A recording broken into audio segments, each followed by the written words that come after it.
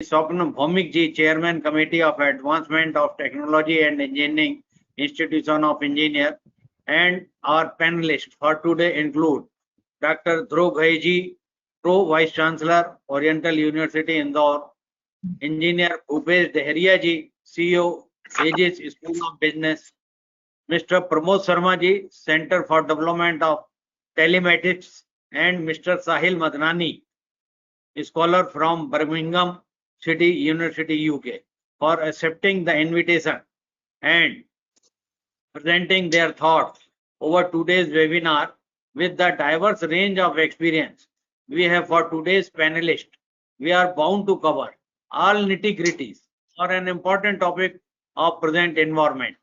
We also thank to Dr. Mukta Bhatele, Principal OIST Jabalpur, for moderating today's program.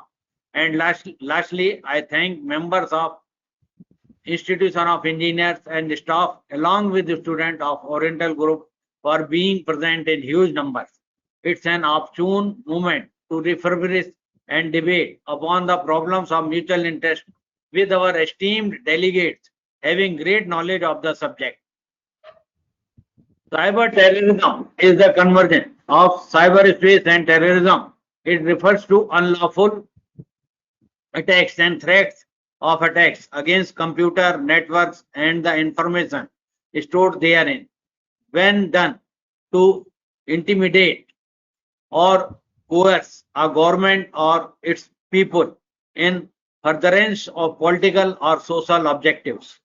Cyber terrorism can be also defined as the intentional use of computers, networks, and public internet to cause destruction and harm for personal objectives. Experienced cyber terrorists who are very skilled in terms of hacking can cause massive damage to government system and might leave a country in fear of further attacks. The objective of such terrorists may be political or ideological, since this can be considered a form of terror. It is important for each and every one of us to understand the risk associated with transaction in cyberspace, implications of data leak, and privacy breaches through social media or email transactions. Our experts and panelists will definitely enlighten us with this. Regard to Sri Bharat Patel ji to continue program. Thank you. Thank you, sir.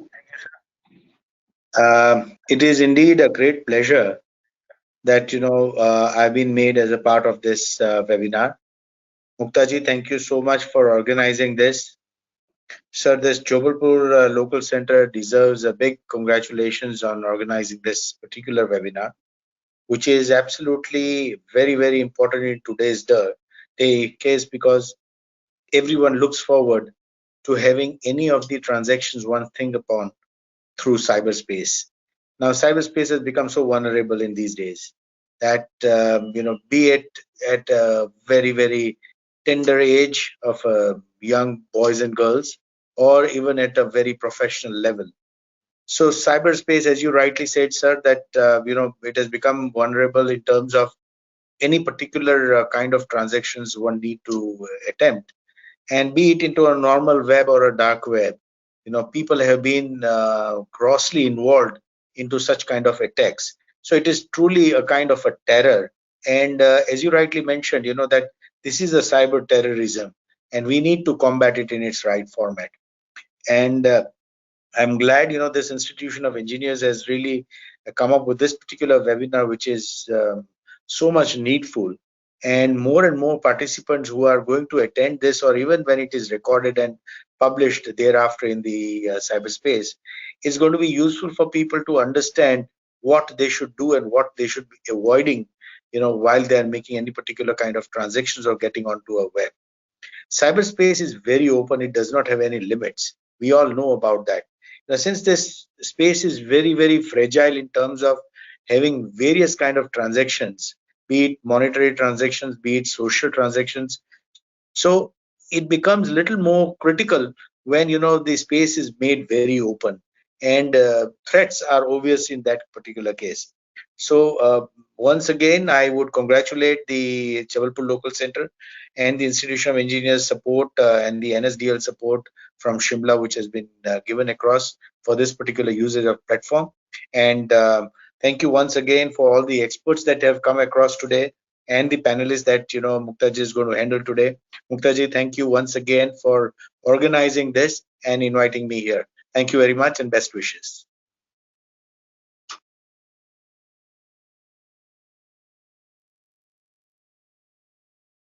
Mr. Swapna Bhaumik ji, can you hear me?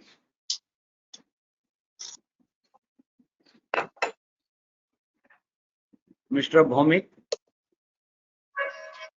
for your words. Sir, Mr. Bhomik is not connected. Okay, okay. Then I call Mrs. Mukta Patele. Professor Dr. Mukta Patele is an academician with 25 years of experience in educational institute. She is presently working as principal OIST, Jabalpur. Dr. Patele completed her graduation and post-graduation in computer science and engineering, Maulana Azad National Institute of Technology, Bhopal, and Doctor of Philosophy in Electronics. Later, she completed Master in Business Administration in HR. Dr. Patele contribution is significant in the field of biomedicine and has published number of papers, more than 120 in this area. She is an editor and reviewer of the few journals of national and international repute. She has filed few Indian and international patents. She is currently chairman Institution of Electronics and Telecommunication Engineers, Jabalpur Local Center, and executive committee member of Institution of Engineers, Jabalpur Local Center since 2012. She is associated with Local Center for 2 decades and organized many conferences, seminars, and other activities in different capacities of convener, organizing secretary, etc. She is member of Vigyan Bharati, presently heading the Prachar Samiti of celebrating Azadi Ka Amrit Mahotsav of Mahakosal Pran and governing body member of Shakti, a national movement for women. She is executive committee member of Family Planning Association of India and advisory member of Artificial Intelligence Committee, Indian Radiological and Imaging Association, India. Mrs. Patele, please come. Thank you, Anand sir, for. Am I audible? Hello. Yes, yes. Yes. Thank you, Anand sir. So I won't be speaking on cyber security. We have panelists from of international repute, Bhupesh Area and Dhruv Ghai sir. He has also cyber security experienced. Sahil Madnani and Pramod sir. So I think we will listen the panelists. So in this series, before inviting our dynamic, young and dynamic pro vice chancellor of Oriental University, in association with which we are doing this webinar. So before inviting him, I would like to introduce him. I am honored to introduce our panelist one, Dr. Dhruv Ghai. He is also supposed to be the chief guest for today's webinar, but we do not have such chief guest kind of thing, sir. So I welcome you. This Dr. Dhruv Ghai is currently working as Pro Vice Chancellor at Oriental University, Indore, India. He obtained PhD in Computer Science and Engineering from University of North Texas, USA in 2009, Masters of Technology degree in VLSI Design and Microelectronics from SGSITS in Indore in 2006, and Bachelors of Engineering from College of Pune in 2003. He is a senior member of IEEE and a reviewer of various IEEE transactions and journals. He is a fellow of IETE, Institution of Electronics and Telecommunication Engineers, and has served for 2 terms as chairman of IETE Sub-Center at Indore.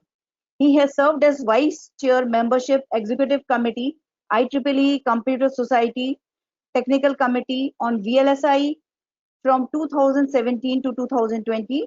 During his tenure, he was instrumental in establishing a new TCVLSI conference, IEEE International Symposium on a Smart Electronic System, as the founding general chair in 2015 and steering committee vice chair since then.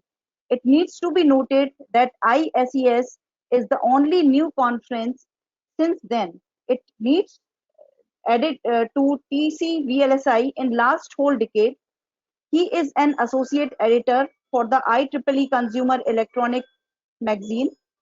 Dr. Dhruv has worked as a design engineer with Nano Dragon LLC USA in 2009, as an ETL developer with Noveda Systems USA in 2010, and as data integration developer with Vivere USA in 2011 before joining Oriental University Indore. So this young and dynamic administration as well as academician is here with us. I welcome you, sir, for your talk. Over to Dr. Dhruv Ghai. Yes, thank you, madam, for the introduction. A very good evening to everyone. Sir, please share your screen, sir. Yes, I'm giving you the presenter right, sir. sure.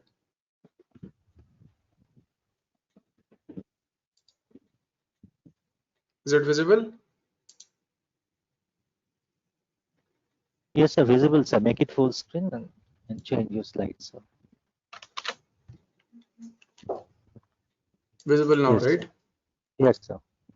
Okay.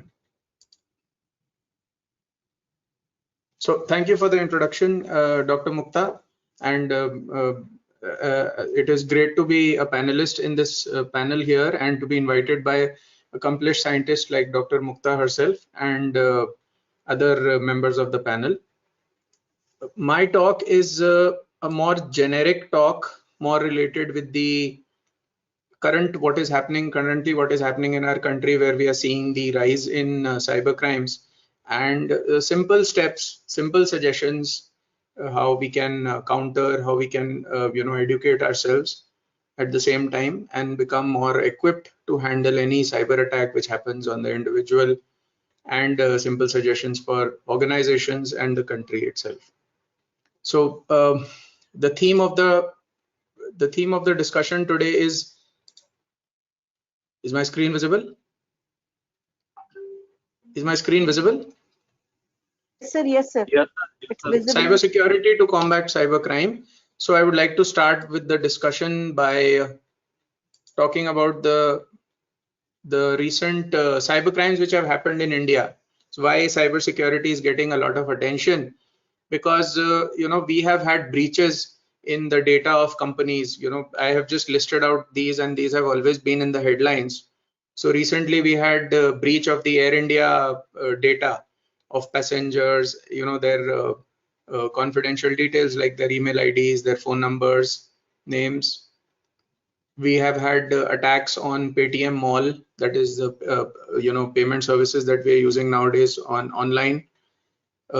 Recently, we also had the Mumbai power supply getting disrupted. This happened. It was later revealed that this was due to Chinese hackers hacking into the system. So with IoT and all these things coming in, more and more disruption is happening because everything is going online. Everybody is connected online. We also recently faced a ransomware attack at our own university. So that was a wake up call for us. And that was a big wake-up call for us, because we were not in the habit of taking backup for ourselves, and then that is when we decided to kind of back up our important data. This happened in the registrar's office. So this is when we decided to put all the data back up on cloud and take certain security measures. So this is just a slide showing the importance of cybercrimes and the rising cybercrimes in India.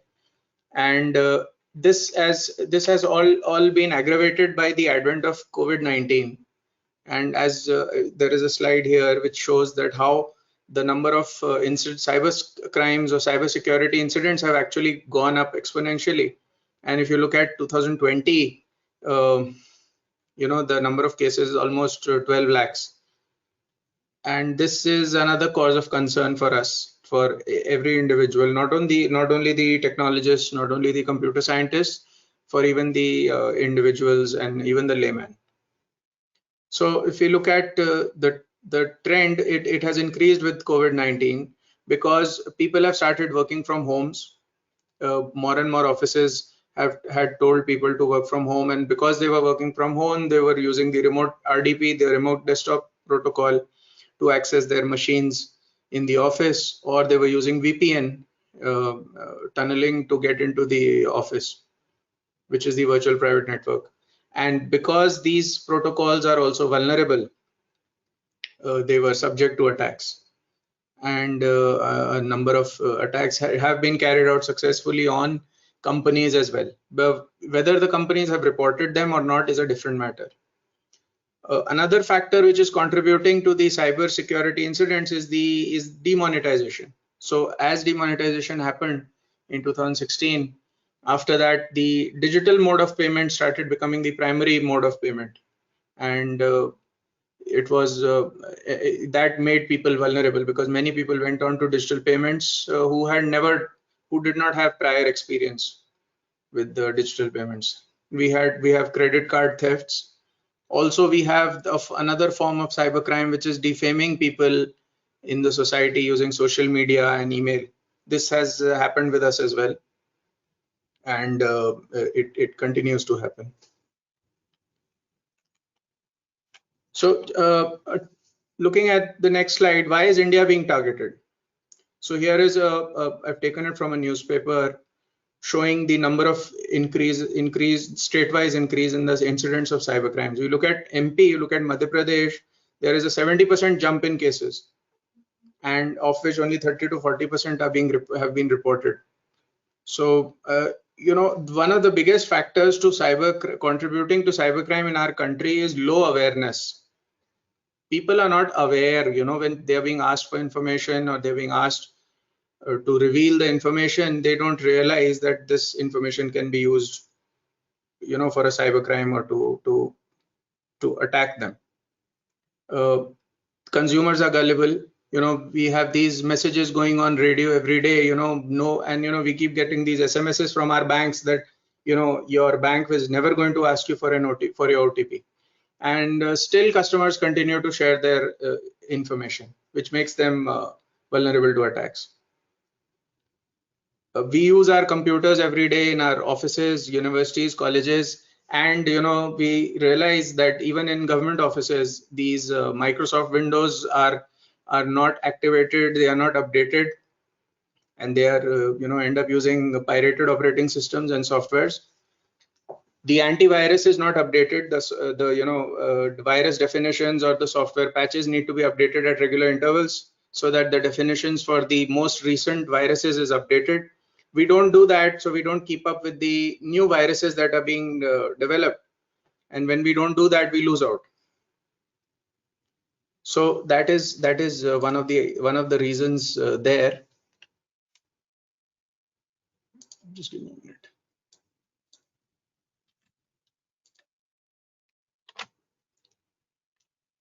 So that is one of the reasons. The antivirus is my screen visible? Yes. Okay. So that is one of the other reasons, we don't update our antiviruses, the definitions. We need to do that. We need to so these are the simple things, we need to keep in mind, which are possible for preventing these cyber attacks. Again, on our computers last year, we had this the government banning apps like TikTok and other apps which were apps which were using Indian data, which were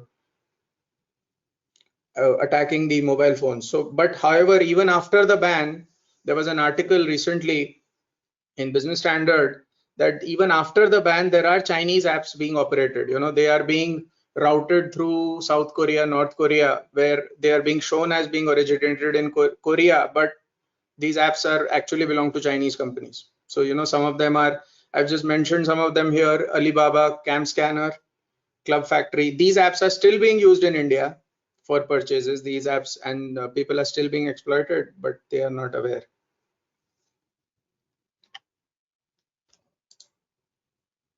So what can we do about it?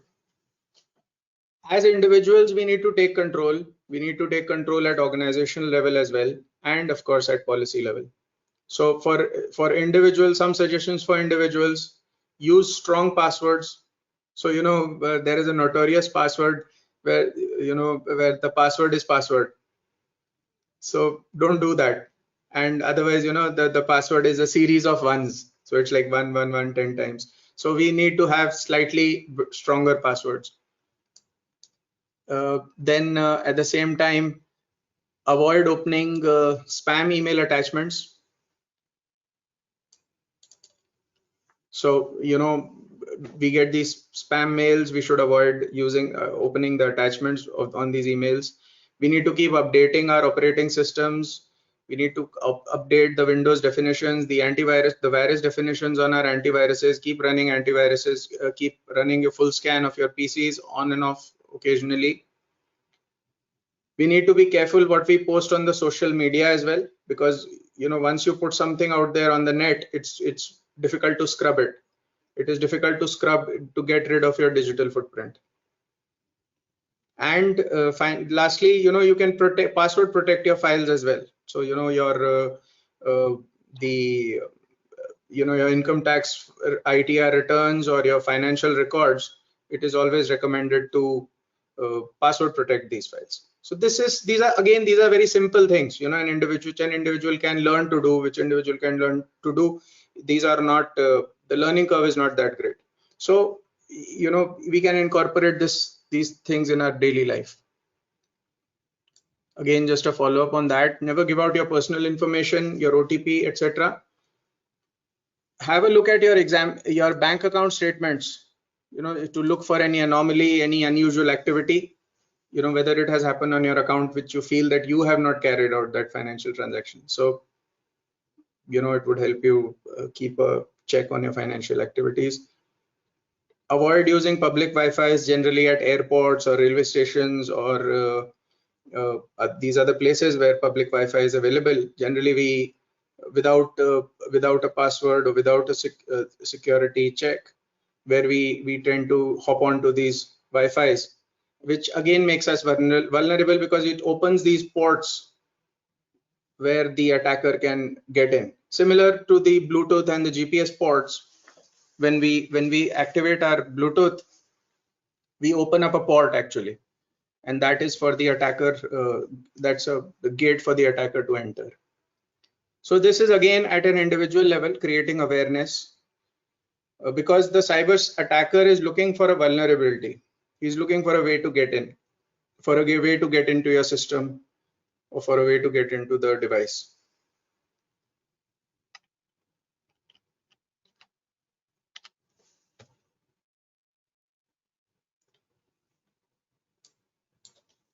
So cyber attacks are not only limited to adults. Even our kids are getting affected because of the COVID. They are at home. Also, even before COVID, this topic was of discussion, where kids were getting affected because kids going online onto Facebook. Cyberbullying is a big issue across the world, not only in India, where kids are being stalked. There is online stalking, where kids are being stalked and harassed. There is digital piracy, and sometimes kids don't talk to their parents about it. They are not aware of the consequences. They are not aware of the pictures that they post online, what consequences they may have.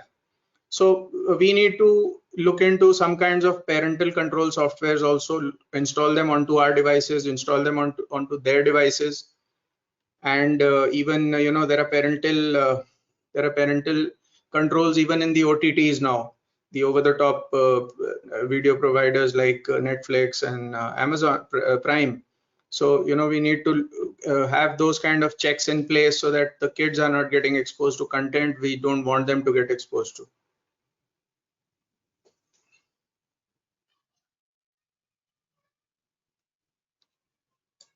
So the Indian government has been very proactive in in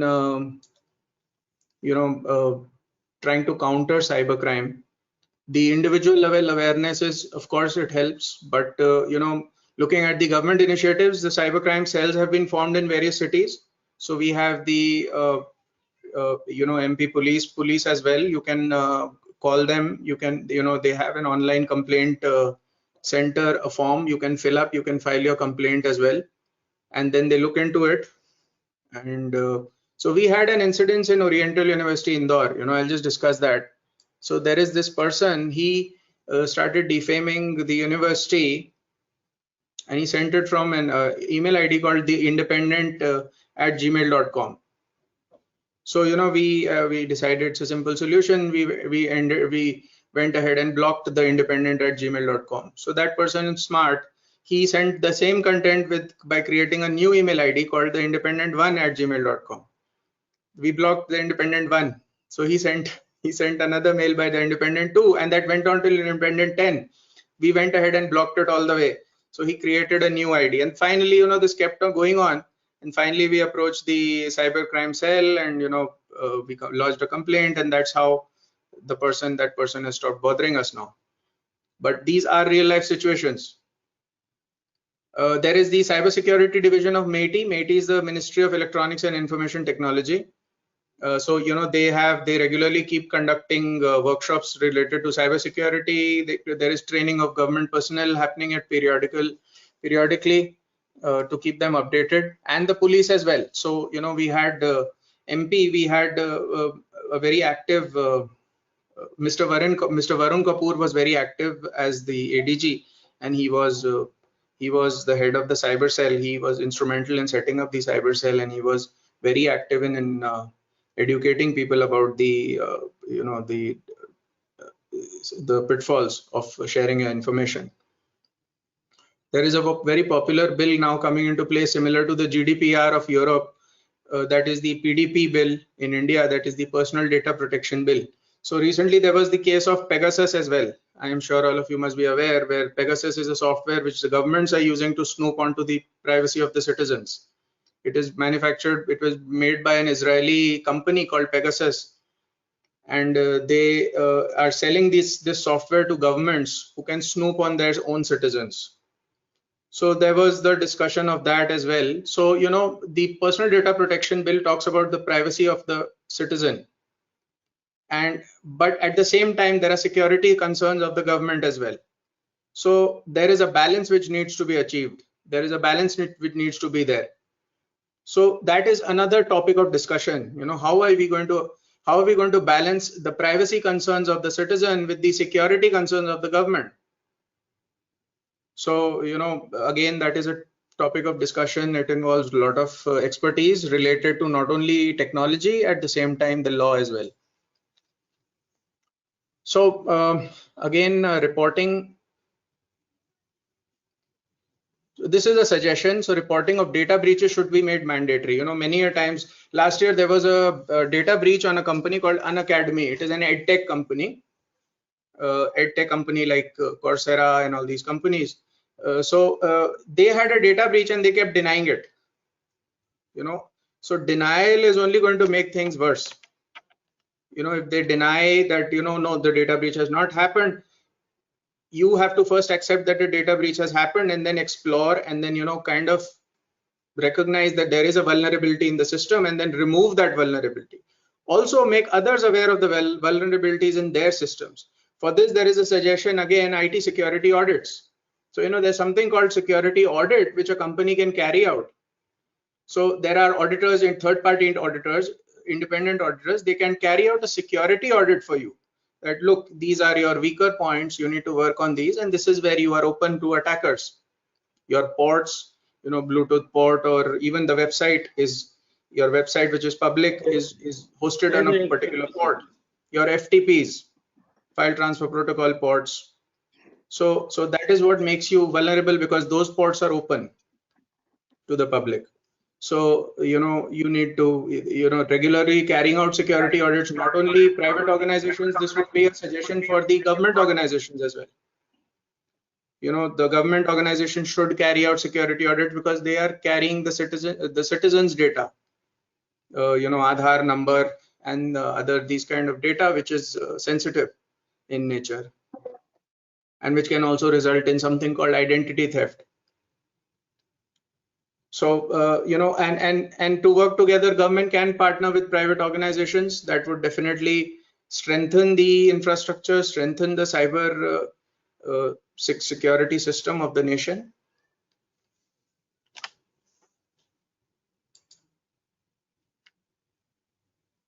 So this is an important slide. Again, these are some suggestions. So we have the new education policy coming in, and we keep reading about it. We attend a lot of webinars on it, and how the suggestions which have been made in the NEP can be useful. So NEP talks about multiple entry and exit points. So this means that if a student is there for 1 year in school, he gets a certificate. If he's there in school for 2 years, he gets a diploma. He's there for 3 years, he gets a bachelor's, and 4 years he gets a bachelor's with honors. So the academia could utilize this NEP system, and we could introduce certificate and diploma related to cybersecurity, where we educate the candidate for even for a short time, and that would make things better, because then this knowledge would be passed on to him. If he would pass this knowledge on to others in his profession, and this would be one useful point in the NEP which academia could adopt and use. So we are churning out cybersecurity professionals much faster, because we're doing 1 year certificate course. He's out in 1 year into the market. He can block attacks, he can carry out security audits, and that gives one more skilled professional in the marketplace. Again, there is another point in NEP which talks about foreign universities in India, so which is going to allow foreign universities to set up campuses in India. We have the internationalization of education. This, I believe, is a very strong point, because these universities, when they come, they will bring in more updated curriculum. They will bring in more relevant curriculum, which will help students understand the problems of today and the problems of the future as well. So it's very great to have this new education policy. We have these points which the academia could adopt and could benefit from. This is what I feel. And that was my last slide. Yeah. So thank you.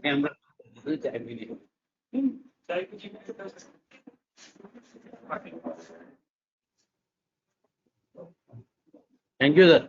And you have rightly said we need to produce many cyber experts in our own country. And I think we have with us engineer Bhupesh Deria, whose vision is just to produce such kind of cyber security experts in India, and he'll be telling about us what programs he's launching in his data school of data science ages. So it is my pleasure to invite the data scientist and cyber security expert not only in India but across the globe, engineer Bhupesh Deria. Mr. Bhupesh Deria is a EdTech futurist. He is an educator, a serial entrepreneur, and a prolific speaker with over 26 years experience in telecom, innovation, skilling, data science, artificial intelligence, higher education. He is founder of MUni Campus, Digital Infra for Education. He is CEO of Aegis School of Data Science and Cybersecurity. He is managing trustee, Aegis Knowledge Trust. He is founder of Aegis Gramwell Awards, DSC, eTech Congress, etc. His life is focused on eradicating the birth penalty by making quality education accessible to everyone by improving the efficiency of the current system through digitization and scalable digital infra. He is pioneer in designed multi-layer online application system in 2002. In 2002 itself, he launched online recruitment testing services for Hexaware, TCS, Capgemini, CSE, etc. He founded M-Uni Campus for improving education quality and efficiency. In 2002, with support from Bharti Airtel, he founded Aegis School for developing cross-functional leaders in telecom. In 2015, he launched India's first postgraduate program in data science with inputs of AI and big data in association with IBM. Subsequently, he also launched India's first postgraduate program in cybersecurity. Now I think he's thinking of going for undergraduate program in cybersecurity also. He launched this postgraduate program not only in cybersecurity but applied artificial intelligence, full stack development in association with IBM. He writes on the topics like education, edtech, career in Economics Times and Education Times, Hindu Entrepreneur, etc. In 2010, he initiated Aegis Gramwell Awards to recognize innovators in the fields of time and SMAC, telecom, internet, media, entertainment, social media, analytics, and cloud. In 2017, he initiated Data Science Congress to develop an ecosystem for bringing India at forefront of data science, artificial intelligence, machine learning, and analytics at the World Forum. He has initiated artificial intelligence and data science for social good also. Under his project Khojo, this was developed for finding missing children, and Khojo Corona project for enforcing home quarantine and health data monitoring in this COVID period. He is an alumni of Maulana Azad National Institute of Technology, and he is a speaker at various occasions. He has addressed over 90,000 professionals, students, and academicians on AI, data science, big data, machine learning, Khojo, etc. With these words, I request Engineer Bhupesh Deria to please enlighten us with your cybersecurity expertise.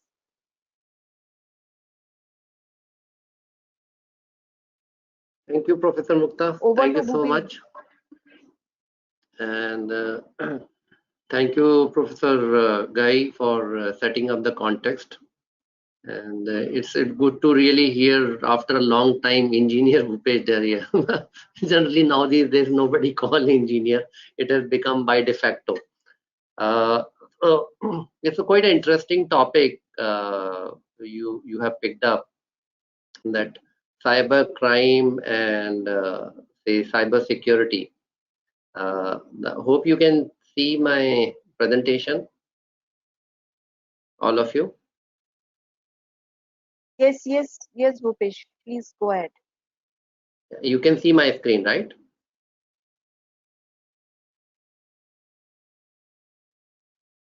All of you can see my screen? Yes, sir. Yes. It is visible, sir. Yes, sir. Yes, sir. We are able to see. Okay. So today's situation is, this picture actually rightly depicts today's situation, right? And this is more true since India and China tension escalated. And this is exactly the situation, current situation in terms of whatever we would like to really call it, whether we call it cyber crime or whether we call it cyber war. So while India is really fighting the cyber war, and while our defense forces are fighting on and protecting the borders, internally we are facing these cyber wars, cyber threats, cyber terrorism, or whatever we want to really call. Moreover, because of this COVID, worldwide, not only in India, a lot of unemployment is increasing, and whenever the unemployment increases, the cyber crime also increases. And most of these cyber crimes are related to the financial frauds, which Dr. Dhruv has already spoke about. Right. Now let me show you the live data, what is actually happening today. Right. Let's see what exactly is happening. So this actually tells you a map looking glass cyber. This actually gives you the right idea. So if you see currently worldwide, whatever the attacks are happening, 23% of the attacks are happening in India, and China is 15. So these are the two countries which are having the maximum number of attacks, and both China and India is engaged in cyber warfare. And as Dr. Dhruv was mentioning about one of the recent attack, which was in Mumbai, a power attack, and this was done by a Chinese group called Tag 26, and this was a demonstration by China, the power demonstration that what China can really do to India, and these attacks are day by day increasing. And not only we need cyber experts, I think we need cyber commandos, those who can really protect our country at this point of time. I don't see any future possibility of third world war, but the third world war is already on, and that war is basically as far as cyber attacks are concerned. And India doesn't employ these cyber attackers directly on payroll, but countries like China, Pakistan, Russia, Israel, they have cyber commandos directly on their payroll, and they are anyway fighting the war, right? You might have heard about how Israeli cyber commandos, they have destroyed the establishment in Iran, right? So now Mr. Doval is also trying to really play a pretty active role, and the government of India has taken the cognizance of importance, right? So there is a good white paper which we have published along with KPMG. All of those who want to really learn more about that, you can download this white paper, Reimagining India in the Context of Cyber Security Threats. It's a wonderful white paper. This will cover most of the stuff what I am talking about, right? So let's see a couple of things, a couple of data points, what kind of cyber crimes are leading, what is happening. Mr. Dhaval has given a statement that 500% spike in cybercrime has happened, and one of the major reasons is limited awareness. And what he was referring about individuals, he was not referring about the attacks which was happening on the government establishment and critical infrastructure. Now, this was another statement he gave: the financial frauds are due to digital dependency, right? And the government is trying to really work up the strategy. And when this comes from Mr. Dhaval, who is very serious professional, and he takes security very seriously, that gives the indication how the government of India is really seriously considering. And I remember when the Congress government was in rule, already Sachin Pilot was working on to build up a cyber security national institute in India, and they had published the white paper. But the current government has taken it at a different level, right? This is another report which says that the cyber crime, and we can't take cyber crimes lightly, it can cause damage roughly around $6 trillion. And what $6 trillion, we need to really understand the impact. India's GDP is roughly around $3 trillion, right? So double the India's GDP can go down the drain because of these cyber crimes. So if we really see the financial implications, we certainly cannot really take it lightly, right? This is a statement which Ginny Romoti gave. She said that cybercrime is the greatest threat to every company in the world. I would go further a step and I say it is not the greatest threat to every company. Companies are a subset of any society or a nation. It is the greatest threat to every country, every society, and this need to be taken up pretty seriously. Right. Now, this is statistics Dr. Dhruv has already covered, right? Now, in terms of motive, let's say, what are the motives? So you will find various kind of cyber criminals. Some are hobbies, some are backed up by the government, some are like they are organized syndicated criminals, right? But most of the cyber crimes, which is over 60% cyber crimes which are registered in India, they were done with a motive of financial fraud, right? And you will find a lot of reported cases wherein Cosmos Bank, this was one of the major case which was reported, wherein roughly around 94 crore rupees were siphoned off because of these cyber criminals. Jamtara, there is already Netflix series on that, right? But these are some of very few of the reported cases which are there, and these are typically large organizations. The UDI hack again, the cyber attackers, which was these groups are, by the way, on the payrolls of Chinese government, and when the people, those criminals, those who are on the government payroll, and when they attack, it is basically state-sponsored terrorism or attack. It's an act of a war, right? And the country like India need to really gear up, just like a country like Israel, in terms of really building up our capability in terms of not only defense but in terms of attack, because your strength commands the respect, right? Nobody respect a weak. And I hope under the command of Mr. Dhaval and Mr. Modi, perhaps India will reach that kind of strength. Right? Now, India is among top 3 countries as far as cyber crimes victims are concerned, and in Asia, India tops. India is either 1 or 2. This is another staggering number which has come up, that 27 million Indian adults were victim of identity theft, right? And where these identity theft is happening, one of the major sources coming through the Facebook, and most of you must be receiving the emails that your known persons are requesting you that they are stuck in some place and they need some money. But every day you keep on seeing the request on Facebook that please don't respond to friend request. Somebody has really created a fake account in my name and sending you the friend request or posting on my behalf, right? And then these are the normal phenomena which we are observing, right? And so I remember there is a cybersecurity expert, Mr. Satish, and in last to last year we had a conference in Bangalore, and he said one statement which stuck to my mind, and he said that only 2 kind of people exist on this planet. One, those who know that they are hacked, and the other one, those who don't know that they are hacked. It means that everybody is hacked.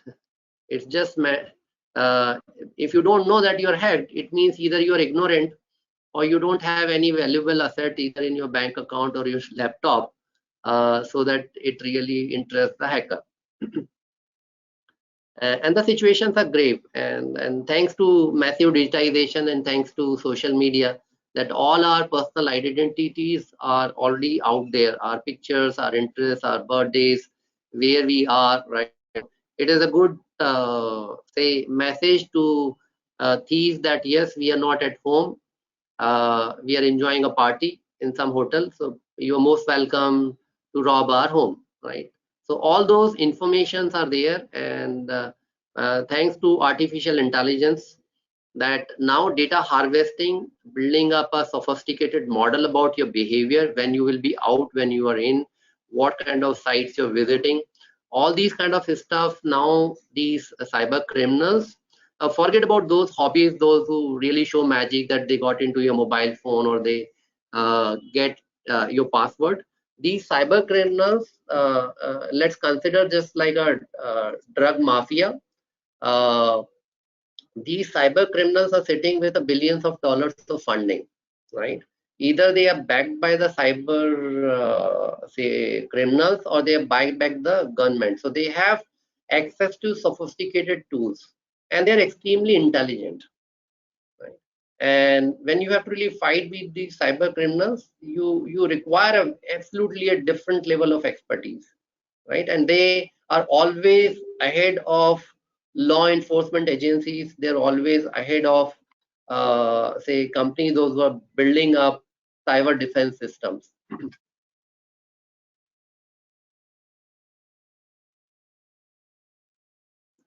Now, so I'll talk about some theoretical framework that what we are trying to really manage, right? And when we have to really, so we heard about a lot of, and you will keep on reading every day, what are the cyber threats and cyber crimes, right? All those stuff. Let's see how we can really analyze objectively and how we can really protect individually and organizations. So my focus is more from the enterprise perspective, organization than individual, but of course individual can also follow these frameworks, right? So whenever we really try to really build up the model, we need to really assess that what are our threats, right? So threat is what we are trying to really protect. Let's say in case of India, say let's say if you put yourself in Mr. Dhobal's shoes, you're trying to protect India against Chinese aggression, you're trying to protect against Pakistanis, or you're trying to really protect against Taliban in Afghanistan, right? So that's typically a threat. For any bank, what are the threats for banks? You're trying to protect yourself against the hackers, those who will hack into your ATM, those who will siphon the money, right? Now, asset, what you're trying to really protect. So asset, banks are trying to really protect essentially their digital data, their customer data, the money, right? The cloud data. So that's what banks are trying to really protect. But the center point for the bank is actually money. For the government, what they're trying to really protect. Government is not only trying to really protect the government data, UID, but they are trying to also protect the critical infrastructure, which is power plant, which is like a your power lines, right? A power grid, and then all these are like connected over some or other network, right? Vulnerability is a weakness. So if you are trying to really at a national level, you're trying to really make a policy, what is your weakness? Your biggest weakness, and fake news, social engineering, these are like a threat, right? And what is your biggest weakness is that you have roughly around 1.2 billion mobile phones. You have roughly around 500 smartphones, which everybody is carrying.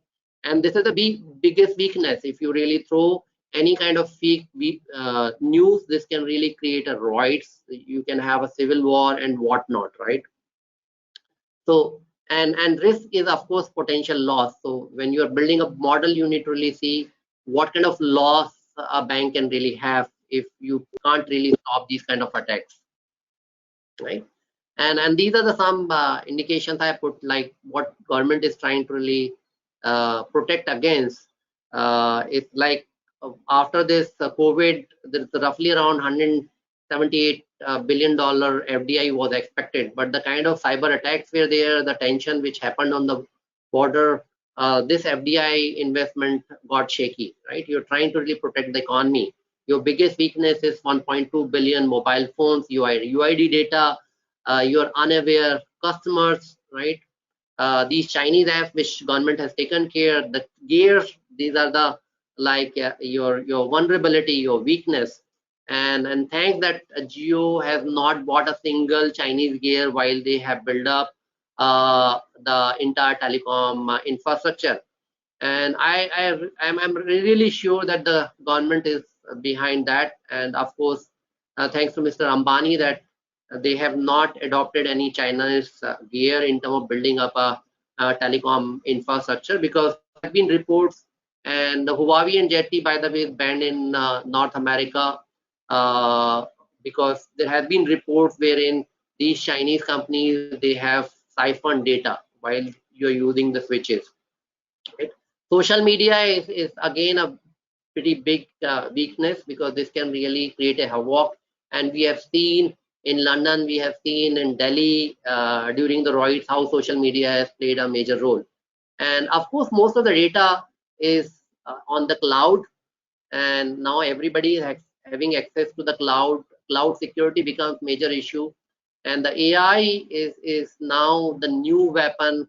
These hackers for data harvesting, getting the insight, building up the model, and being ahead. And both law enforcement agencies, good guys and bad guys, both have access to these powerful tools.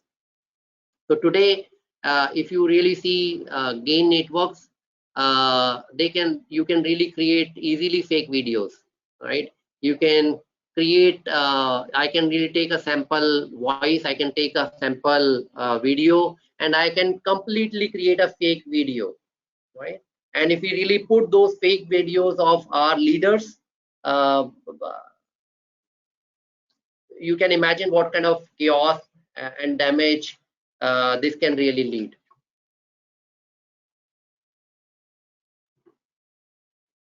So let's quickly see that what we are trying to really protect. We are trying to protect our infrastructure. We are trying to protect our network. We are trying to really protect application.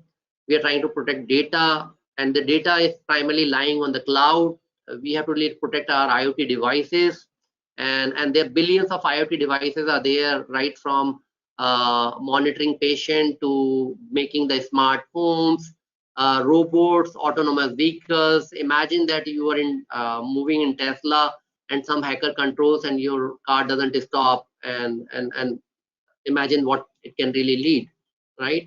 People. So most of the typically cyber crimes has happened because of social engineering, which is roughly around 52%, right? And roughly around 40% cyber crimes has happened typically in banks because of the insider information, right?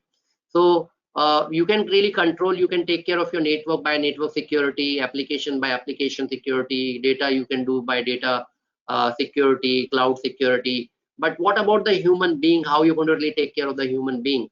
And that's where the law, which is very important critical factor, because law can really make people show the right path and penalize as well. But machine learning and AI will be capable of monitoring the people. Let me give you example. Let's say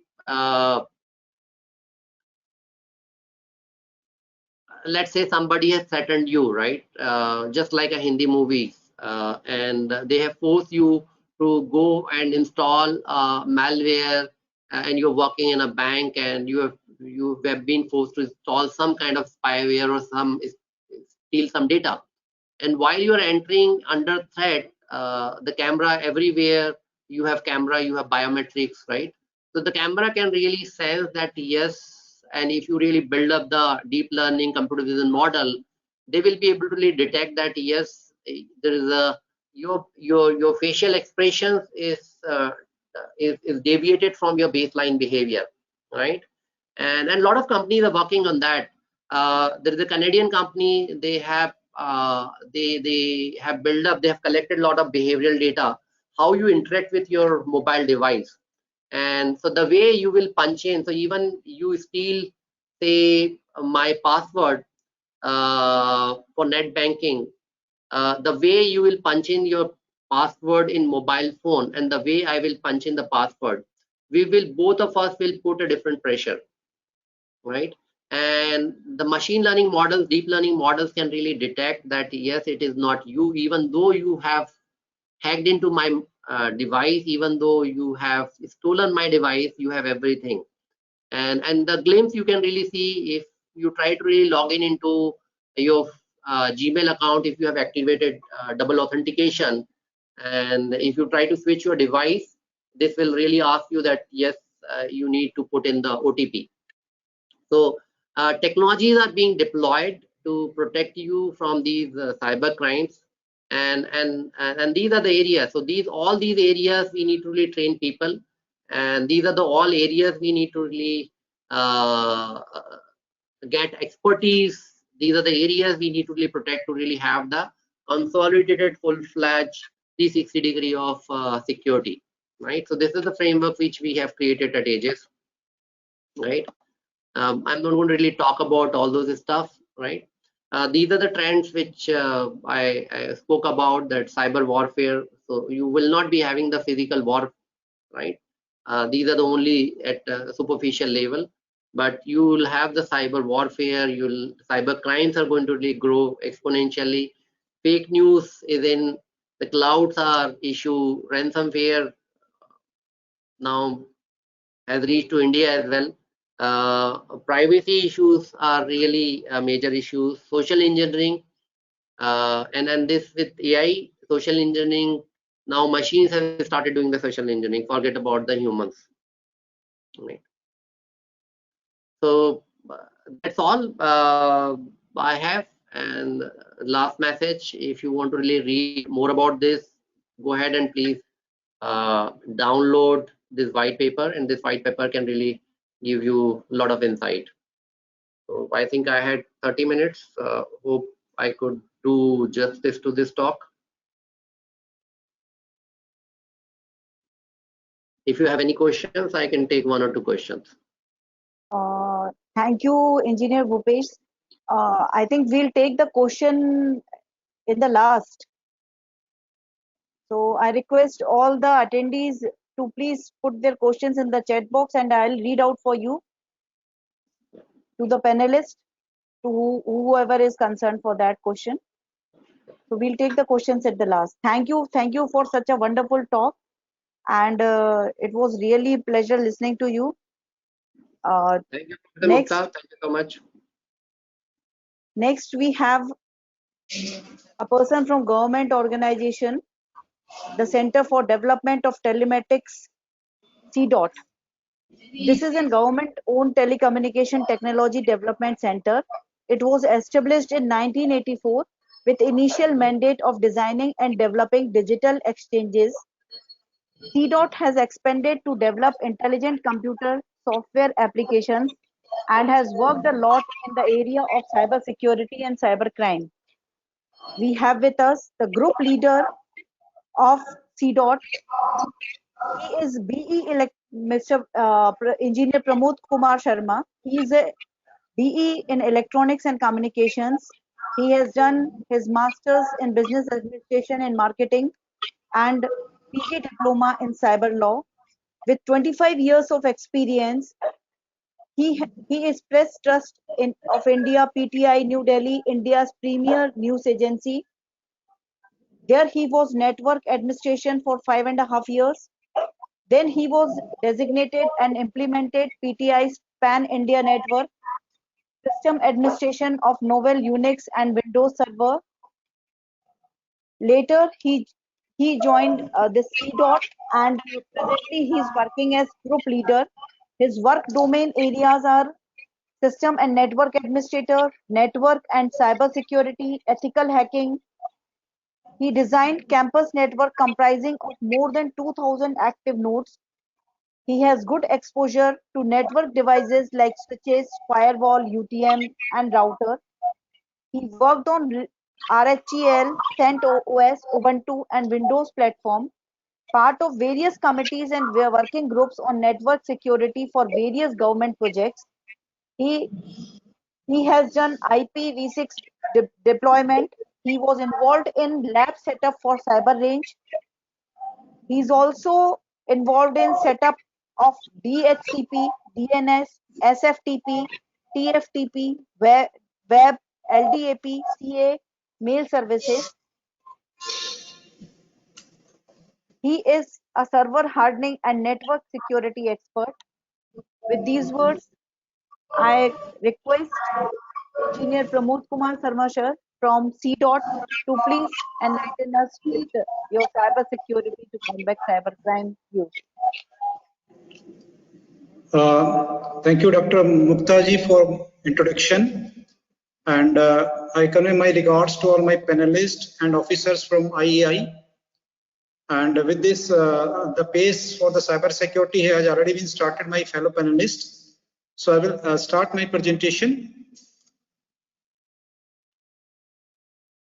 Is my presentation visible? Yes, it's visible. Yes, sir, it is visible. It is visible. Okay. Please go ahead. Okay. So when we talk of cyber security, like whatever we do in cyber domain,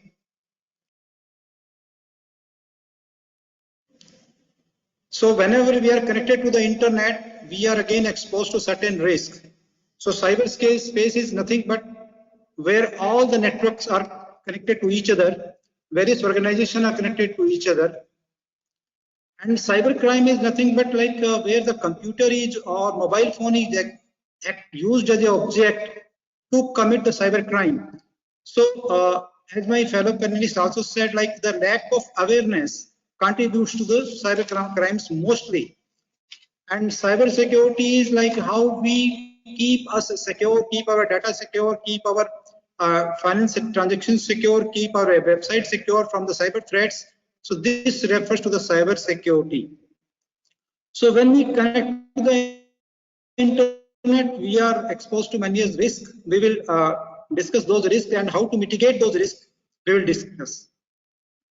Now, why the cyber security is required? Because cyber security is related to your assets, your computers, and it is nothing but a set of rules, guidelines, the security measures we need to follow when we enter to the cyber domain. So as to safeguard us. With the COVID going on for the last more than 1 year, like most of the people or even the students, they have joined the internet, the work from home culture has proliferated. So this has added to online attacks, cybercrime. So we have to be cautious. We have to use a certain set of guidelines, practices to protect us from various threats. Threats may be for our data, our personal information, and for the financial gain. So why we require cyber security? As we said, like it protects us from the various attacks and defends us from the critical attacks, defends us from the financial frauds. So most of the cyber crimes are done for the financial frauds. Earlier, when we go to the say 30-40 year back, the basic needs were food, clothing, and shelter. We call it roti kapda or makan. Now, mobile and internet also are basic needs, and these become a part and parcel of our daily life.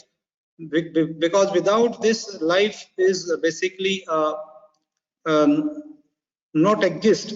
And for every walk of life, we use mobile phone or internet, be it for our daily grocery, be it for getting our direct benefit transfer like government subsidy, or accessing any information, any ticketing, food. So for everything, we require mobile and internet. So these have become the essential part of our lives. But again, these have exposed to us for the vulnerability of the internet.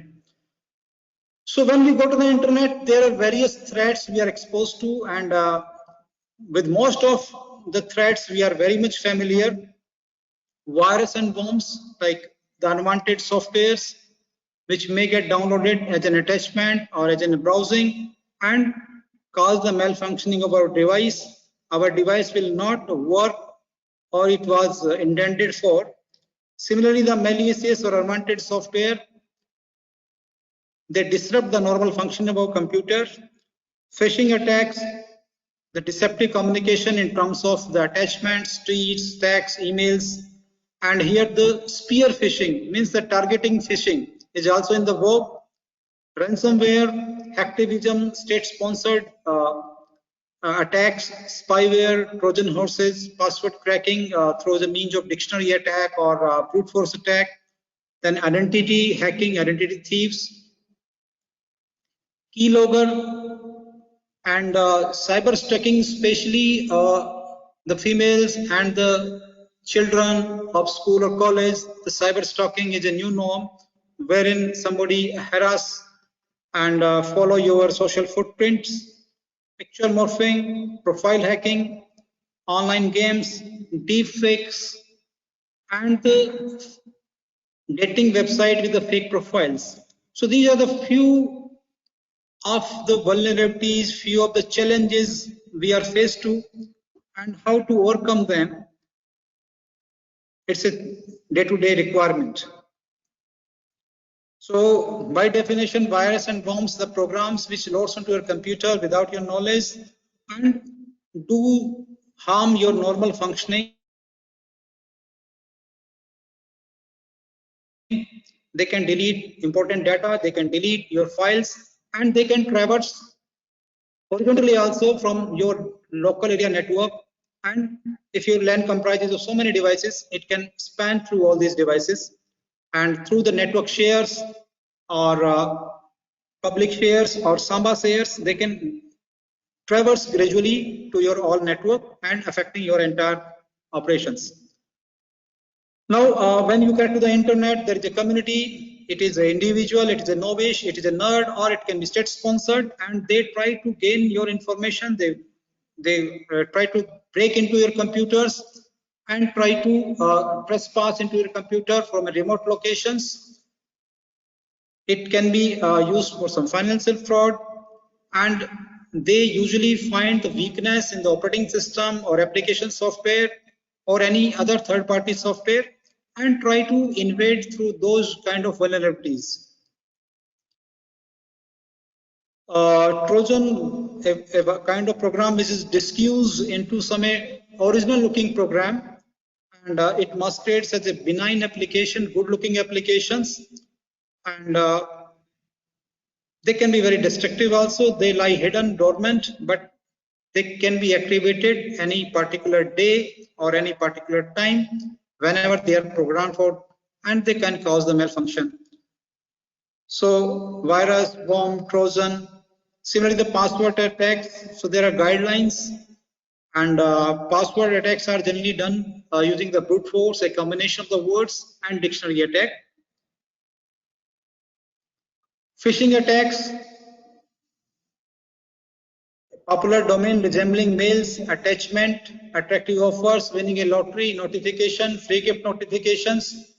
So these are basically sent to entice a prospective internet user, and whenever you click on those kind of offers or those kind of links, you are prone to attack. Online, whenever we visit any site, there are website crawlers, website chasers, and they basically gather the open source intelligence wherein they can know the footprint and can gather information and correlate the information which is collected from the various sites. And it can be used for gaining access to social security or financial account numbers. So we are basically informing about our own information ourselves. So this identity we are disclosing on various platforms. This can be harmful, and there are identity thieves which can misuse the information. Similarly, the spyware, whenever we download some software, maybe freeware, and there are some attached programs which are unwanted, and they also gets downloaded, and they gather information about various personality traits, our online habits, and the site we visit, some kind of personal information. These information they gather without our information, and these are transmitted to the hacker site or some database site where they gather information, and it can be shared across the multiple vendors without our knowledge. Now, when we talk of cybersecurity to combat the cyber crime, it can be at two levels. One at the enterprise level. Enterprise level means the company, the office where I'm working, and it comprises a common set of boxes comprising of the perimeter gateway router, the firewalls, the UTM, the universal threat management, which is a layered security combining the anti-malware, anti-adware, anti-phishing, firewall, IPS, and the web application firewalls. So these are the basic security component at an enterprise level.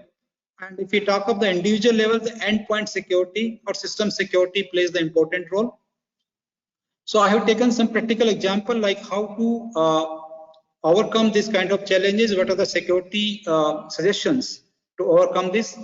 The first case is the keylogger software. The modus operandi is that the keylogger software is installed in a public system or a common system which is being used by the many persons in the office or some cyber cafe. So here, especially it is in cyber cafe or school or college where the system is used by the many users. So whenever, whatever you type, you access any data, any site, key in your information, it is logged and saved. So it can be misused. So keylogger software are nothing but to get your keystrokes stored into some file, and later it can be misused. So if you happen to use such kind of systems which are common, it's better you use the online keyboard or virtual keyboard. So wherein you use the virtual keyboard, especially for the financial payments. So these key stores are not locked by the keylogger software, and you are safe. Second case, we can take up the credit card and debit card fraud. Like in India, we have a two-factor authentication wherein we key in your credit card details, the CVV number, and also we get an OTP. But on the foreign sites, the OTP is not available. So if there is a need to make the payment on the foreign gateway, especially check the exact details, because the OTP will not exist. And never share those details, or never save those details on a foreign website, because you will never come to know the transactions. In India, if we are doing this transaction online, we get an OTP and we have an idea about the transaction we are doing. Similarly, if you are making a physical payment through the debit or credit card, you do not get it out of sight, because it can be skimmed, it can be duplicated, and if need to be done on the website, it's suggested that use online virtual keyboards. Third case is the phishing or SMS spoofing, wherein the SMS or mail resembling with the actual bank or actual owner, but it is deceptive. There can be misspelled domain names. We generally look for the logo and look and feel, and we realize that it actually comes from the known source, but it is not from the original source. It does resembles it. So this kind of basically the offers we get, you can win an iPhone, or you can win a lottery, or you can get the free IPTL tickets. So this kind of phishing attacks or SMS spoofing can happen through email or web links or through attachments. So for this kind of to mitigate this kind of attack, it's suggested that like you never open a mails attached from the unknown sources, and verified domain name, because on the email side there are two parts, user part and at the rate followed by the domain name, and domain name has to be verified, and you can check it through a DNS, and visiting the website there is a certificate, CA certificate also, which provides the authenticity of the certificate issued by the some CA certificate authority. And this is some common type of fraud we get in through SMS, wherein the actual name should be Paytm, and on the left side there are two characters. One character denotes the telecom operator and one character denotes the telecom circle. So in India there are 22 circle, and each circle has say 5 to 6 operators. So left hand side there are 2 digits, some characters say AD, then hyphen, then the authority with which it is registered in the name, say Paytm. Now we can get the SMS resembling to the Paytm which are misspelled, and we assume, we do not read it verbatim, we do not read it word by word and assume that it comes from Paytm, and we are fall prey to the fraud. And also like this kind of SMS, they talk of like your transaction has failed and our help center is going to help you in this regard. So you call the help center and they ask you to install some application which is called the Quick Connect kind of thing or TeamViewer kind of thing, and through which the attacker can get the access of your phones and do the transaction. And this is, I think, on almost daily basis this kind of fraud is done. And in the cybercrime cell, so many cases are reported every day. They target thousands of customers, and on few persons fall prey to this kind of. So this can be through phone also, or this can be through SMS also. And this is unknowingly like we fall prey to this kind of fraud, because the payment gateway through the smartphone we get the UPI interface, and in the feature phone we get the USSD interface. And suppose you want to sell something on OLX. So the person is interested, he says he will partly pay the amount in cash and partly in online. So suppose the deal is done say 5,000 and 1,000 he has paid cash to gain the confidence. and remaining 4,000 he's saying he is transfer online. Please share your banking details. So there is an option wherein instead of send money, you can use the option request money, and you get a link for request money wherein the sender has requested money, not the transfer money, and you assume, you verify only the amount. Okay, this is the 4,000 was pending. Okay, and you key in your UPI details, give your password. What will happen? The reverse transfer will happen. So request money, we have to check before making any payment whether the request is for sending money or receiving the money. And this is also one of the more common modus operandi used by the fraudster. Case 5 is the ransomware, and ransomware is basically mostly happens when we use the pirated software, because the pirated software, apart from providing some utility, it also provides a backdoor to the attacker, some sort of command and control, and once he gains the access of your system, the entire data is encrypted by certain key, and they ask for money to decrypted data. The security measure is that suggested is that you don't install unwanted software, and especially the pirated software, and do not click on the unknown links. Otherwise, you will fall prey to the ransomware kind of attack. Cyber stalking, as I said, like this is mostly used for the younger boys and girls, and the stalker chase you every time you connect to the internet. So it is suggested that don't share your personal information details on social media sites or in public domain, because whenever we buy a car or go to some some holidaying, so we share this information on the pictures. So one person shared the picture, I am holidaying in Goa. So it means he has disclosed the entire family is in Goa and their house is locked, and somewhere he has mentioned his house location also. So thieves and such kind of elements, they basically know about your movement and do the mischief. So if need be something to be shared, it has to be shared with your close friends or close groups only, not in the public domain. If you have bought something or doing something, please don't share in public domain.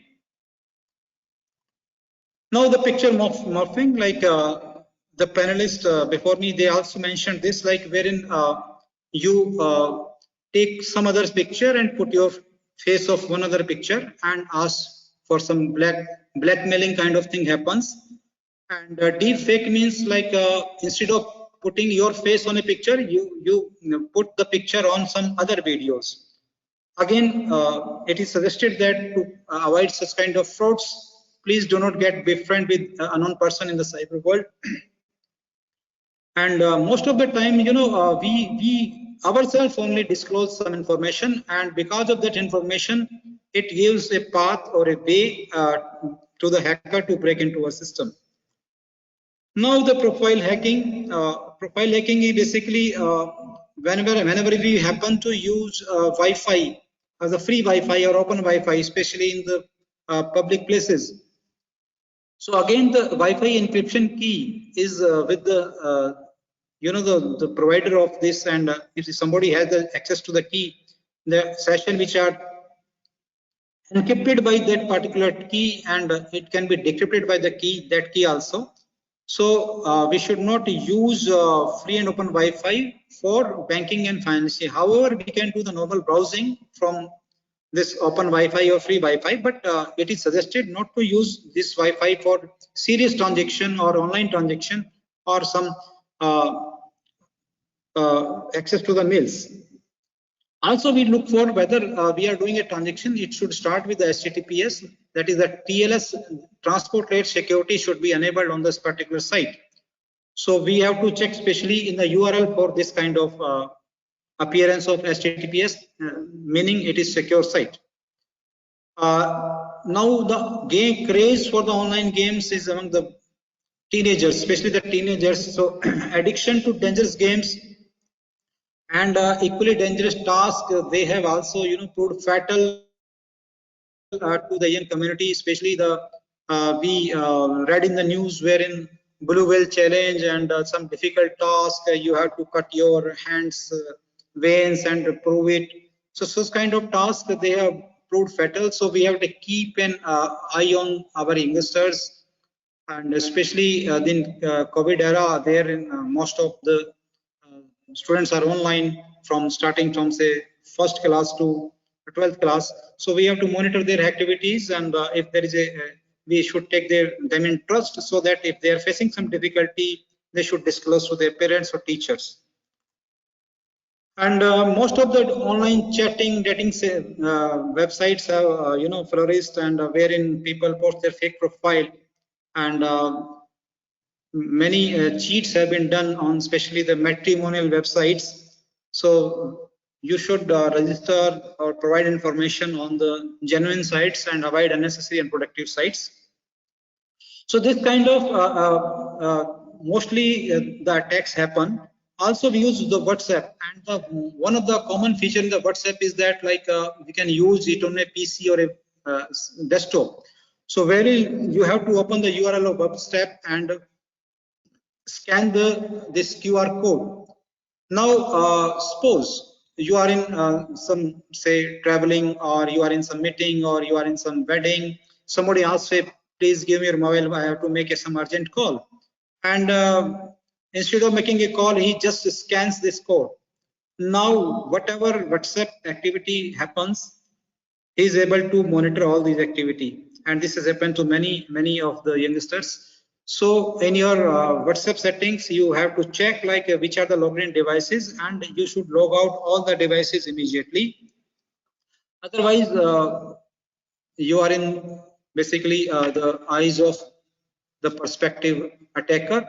Also, we should enable two-step verification, wherein whenever we want to reinstall or reload some other location, it will ask for the re-verification, and also some randomly gets the screen logged, and we can log into WhatsApp only by providing the second step verification. And especially for the chats, we should verify whether our chats are at secure cloud or not, because if somebody has taken your phone for a moment, he can alter this location also. So we should keep on verifying this location time to time. Now, this is not related to cyber security. One suggestion is that we basically do some pattern lock or some number lock on a mobile phone, and especially some emergencies is required and person is not able to dial. People are there to help you, but they are not able to make a call to your relatives because the phone is locked. So you should save one emergency number, which should be basically displayed on your locked screen also. And you should note down your EMI number, so that in future if some phone is misplaced, the EMI number can definitely help you in tracing the phone. And the CDOT has come with some one CEIR solution, Central Equipment Entity Register, wherein the police teams are working with the CDOT team with the EMI number to locate the phone. Similarly, in the Gmail, we should again enable the 2 or 3 step authentication, because whenever we log into a new device, it alerts us. And also, we provide application to access our contact phones and our chat, our gallery, our camera. So once it is installed, we should check for to whom application we have given access to access our mobile phone, camera, and other things. If not required, we should disable it. For the sake of installation, yes, we can grant permission, but after that we can disable it. And similarly, the Facebook has again securities, and I must say that there is one option of digital legacy also. It should be enabled, because we have a lot of information available pertaining to ourselves in public domain. So we should make a digital will, if there is an inactivity in my account, so say after 3 months or 4 months, we should add a person, it should be informed. And this facility is available in Google, Microsoft, and Facebook also. So the basic measures through which we can protect us, we should install the operating system, the latest one, and keep on installing the service pack, updates, patches, run the antivirus and antivirus software regularly, and the definition or signature of the antivirus should be up to date. And we should not disable the personal firewalls into the operating system, whether it's a Windows or Linux, and back up the important files regularly, because if something happens, corruption happens, at least our data is safe. The backup can be taken on the cloud or in a local USB disk. We have to keep on updating our operating system, whether it's a mobile phone or a Windows or any operating system. We have to update ourselves. As discussed, run antivirus software regularly, and we should not disclose information which is unnecessary in the public domain, so as to avoid or prevent the identity theft.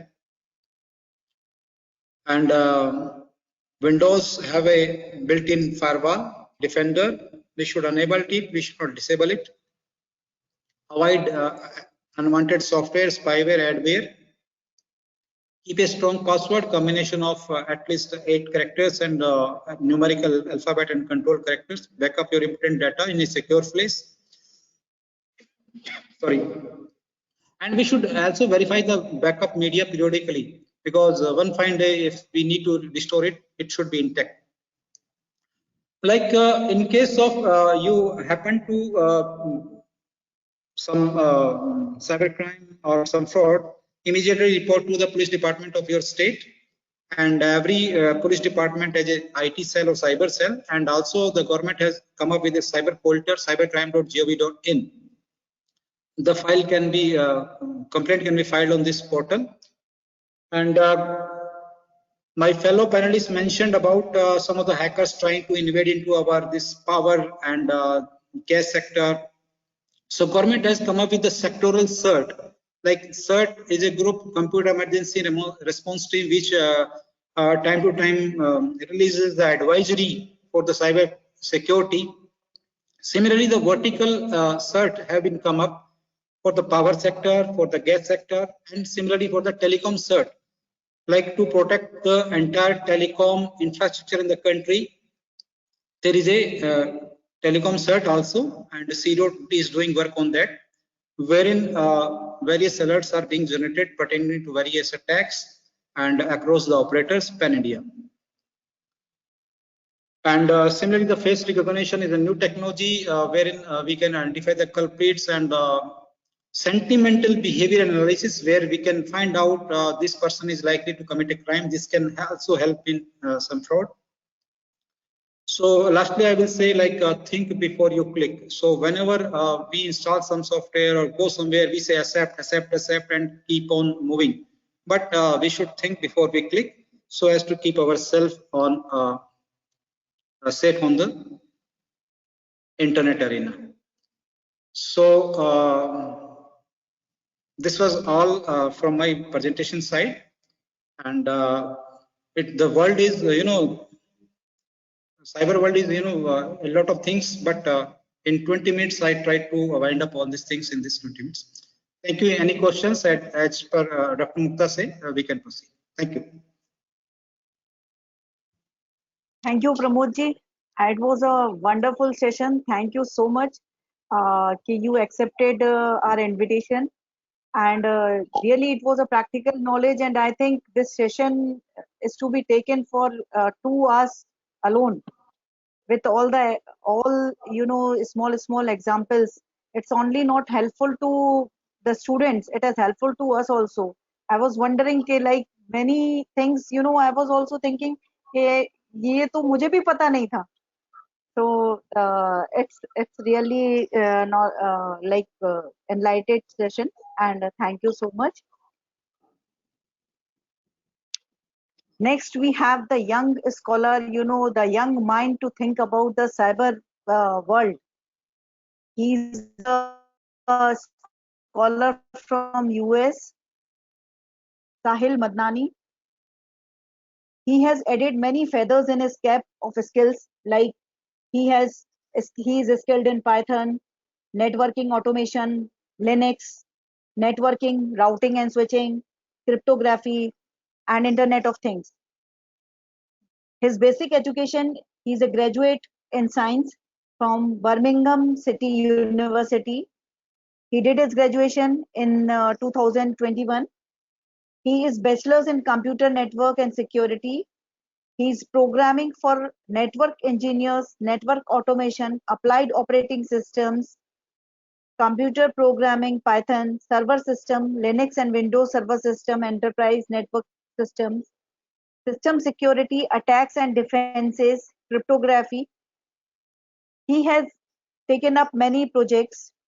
Using these skills, he has gained experience of developing a banking system using Python. He also developed a project for checking intoxication of car driver, which is very much required, I think, in India. And whether the driver is drunk or not, he is driving and he is drinking. So this he did with using MQ3 alcohol sensor.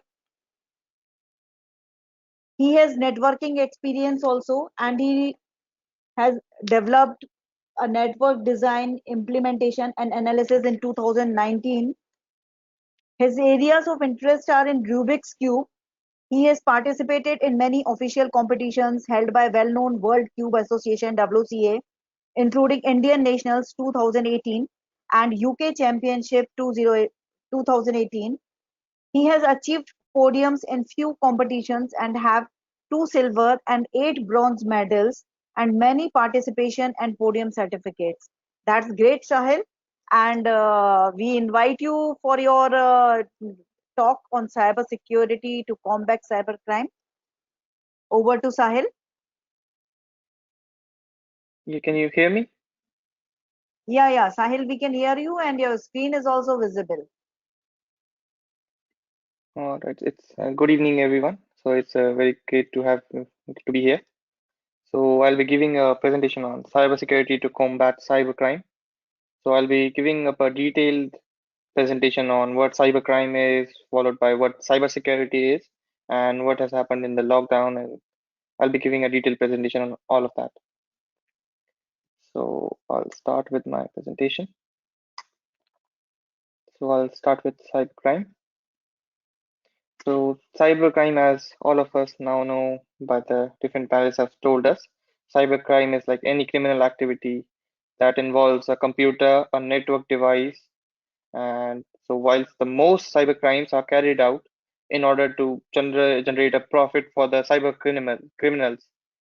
So some cybercrimes are carried out against computers or devices or directly to damage or disable them, while other use computers or networks to spread the malware, illegal information or images or other materials. Some cybercrimes do both, that is, target the computers to infect them with a computer virus, which is then spread to other machines and sometimes entire networks. So the entire networks is under control with the criminals. Uh, so I'll tell you the primary effect of cybercrime is financial. Cybercrime can include many different types of profit-driven criminal activity, including ransomware attacks or email and internet fraud and identity fraud, as we know now, as well as attempts to steal financial account, credit card, or other payment card information.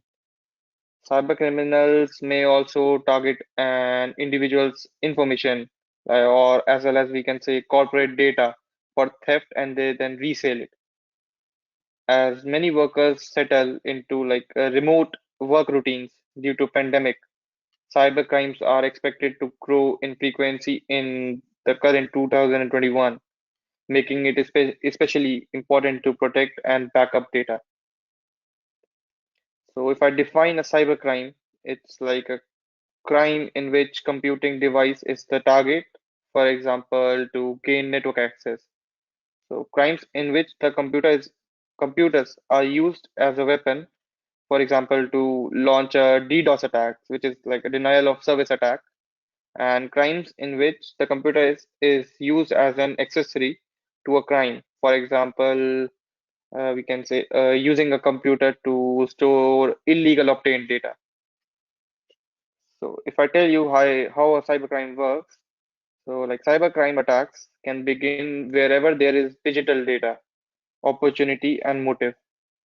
And criminals include everyone from the lone user engaged in cyberbullying to state-sponsored actors like China's intelligence services. Cybercrimes are they generally do not occur in a vacuum. Like they are in many ways distributed in nature. That is, cyber criminals typically rely on the other actors to complete the crime. This is whether it's the creator of malware using the dark web to sell some code, or the distributor of illegal pharmaceuticals, which can be using the digital currency, cryptocurrency brokers to hold the virtual money in and like on escrow or state threat actors, relying on the technology subcontractors to steal the intellectual property, IP. So cyber criminals, they use various attack vectors to carry out their cyber attacks and are constantly seeking in new methods and techniques for achieving their goals while avoiding the detection and arrest. They often carry out their activities using malware and other types of software, but social engineering, it's the often an important component for executing most types of cybercrime. And phishing emails, the most important thing, the phishing emails are another important component to many types of cybercrime, but especially so far targeted attacks like business email compromise, in which the attacker attempts to impersonate via the email a business owner in order to convince employees to pay out bogus invoices, bonus things. So there are various types of cybercrimes. As I mentioned above, there are different types of cybercrimes. Most of the cybercrimes are carried with the expectation of financial gain by some attackers. Though the ways of the cyber criminals, they mainly aim, there's a main aim of them to get paid. Some specific types of cybercrimes I'll be explaining in detail today will be including the cyber extortion. So cyber extortion is like a crime involving an attack, or I can say a threat of an attack, which can be coupled with a demand for money to stop the attack. One form of cyber extortion is, I can say, is a ransomware attack, as all of we have discussed today. So the ransomware is kind of a cyber extortion. So here the attacker gains access to an organization system, and then it encrypts its document and files, which is anything of like potential value, making the data inaccessible until a ransom is paid. So they use that, encrypt their files and use that threat to the companies to until they are paid, making everything inaccessible until they are paid from the business. Usually this is in some form of cryptocurrency such as bitcoins. Next is cryptojacking, anything. An attack, it will be attack that uses scripts to mine the cryptocurrencies within the browsers with the user's consent. Cryptojacking attacks may involve loading cryptocurrency mining softwares to the victim system. However, many attacks depends on JavaScript code that does in browser mining if the user's browser has a tab or window open on the malicious site. No malware needs to be installed as loading the affected page executes the browser, like mean the browser mining page. So the next will be identity theft. So it is like an attack that occurs when an individual accesses a computer to glean a user's personal information, which they then use to steal that person's identity or access their valuable accounts, such as banking or credit cards. Mainly, the criminals buy and sell identity information on darknet markets, offering a financial accounts Sahil, as well as Sahil, other types of accounts. uh, Sahil, Yeah, sorry to interrupt. Your slides are not visible, beta. my slides are not visible. Yeah, yeah,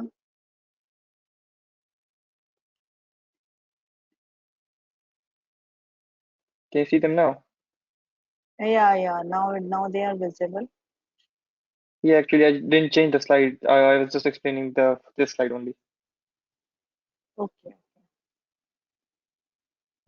Is it visible now? Yeah. Yeah. Please. Thank you. No problem. Yeah, so I was explaining identity theft. So I was telling that they use personal information which they steal and they sell it on the darknet.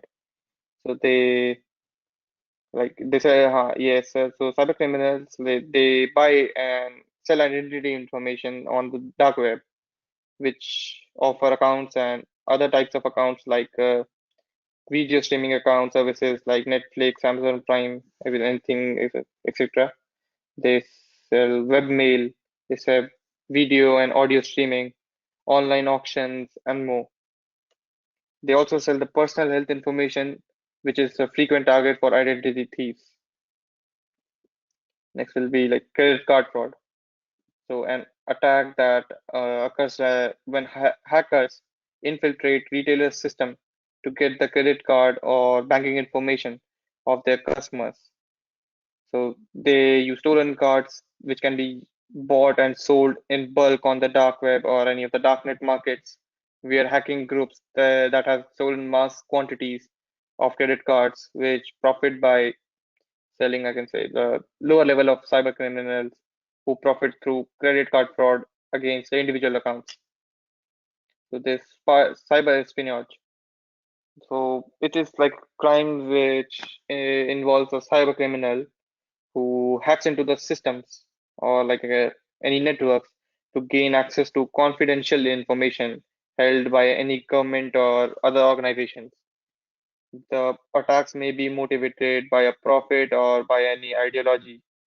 So it the activities can include every type of cyber attack to gather, or they can modify whatever they want, or they can even destroy the data, as well as using network connected devices like we can say webcams or CCTVs to spy on a targeted individual or groups, and they can monitor all of the conversations that they have gained control to, including to any emails, text messages, or any instant messages. Next is software piracy. So it is an attack that involves the unlawful copying, distribution, and use of software programs with the intention of commercial or personal use. So they can do trademark violations, copyright infringements, and patent violations are often like associated with this type of cybercrime. The last is the exit scam. It's like the dark web. It's not surprisingly has given rise to the digital version of an old crime known as exit scam. In today's form, the dark web or darknet administrators they divert virtual currency held in the marketplace, escrow accounts to their own accounts, essentially criminals stealing from other criminals.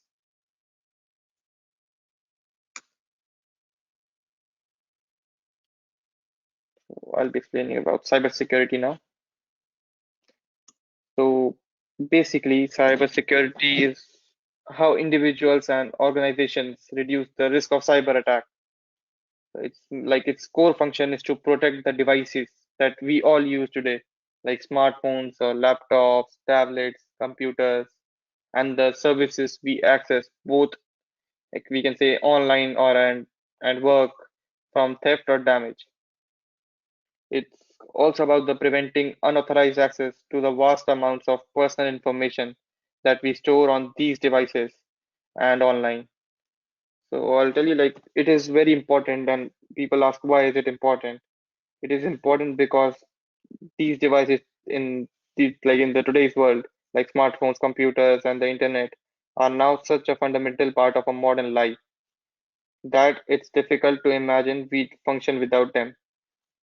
From online banking and shopping to email and social media, it's more important than ever to take steps that can prevent cyber criminals getting hold of our accounts, data, and devices.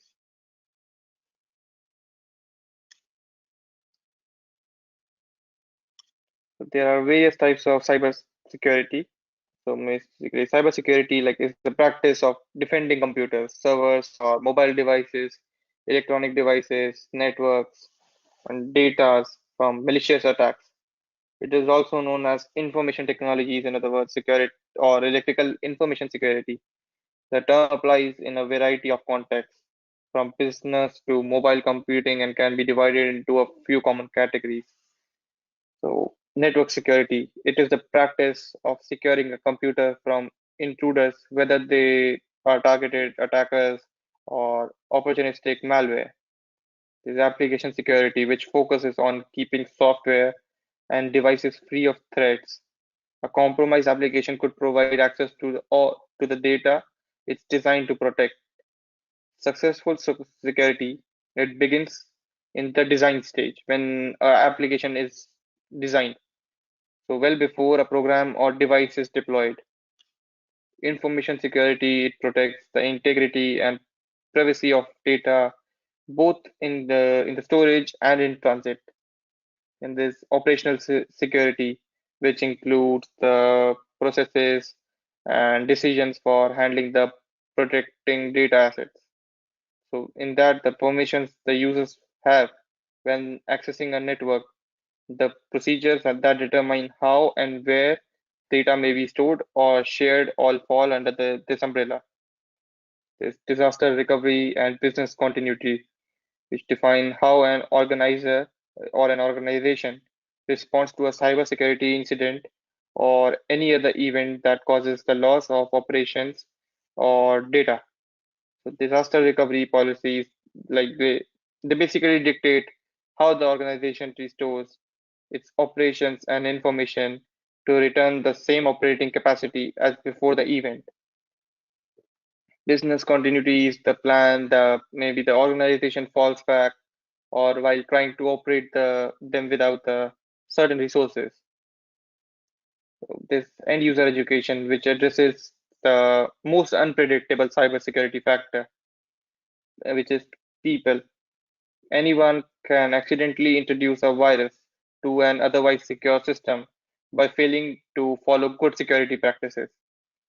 Teaching users to delete suspicious email attachments, not plug in unidentified USB devices or pen drives, and various other important lessons is vital for the security of any organization.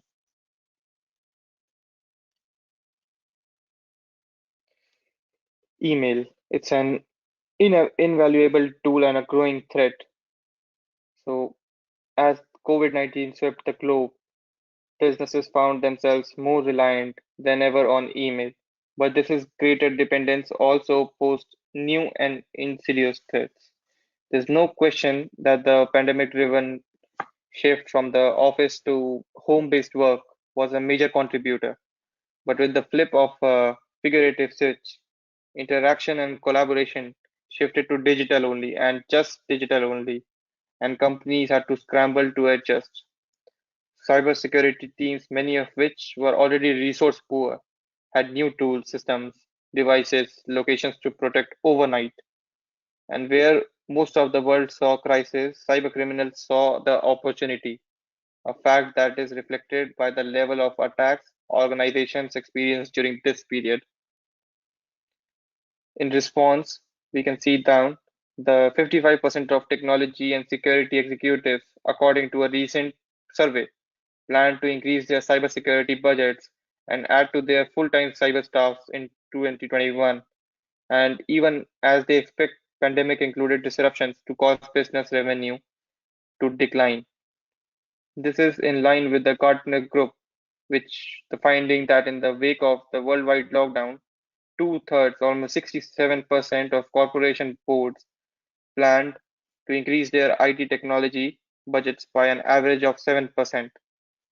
Among these criminals, email remains the most popular way to try and sidestep a business defenses. And here in a mime, there was a survey I read in Mimecast's fifth annual state. There was a report on email that they highlighted efforts that the companies did, included in 2021 survey results, which are most important insights into the latest wave of email-borne threats and how companies from 10 countries on 5 continents are poised to counter them.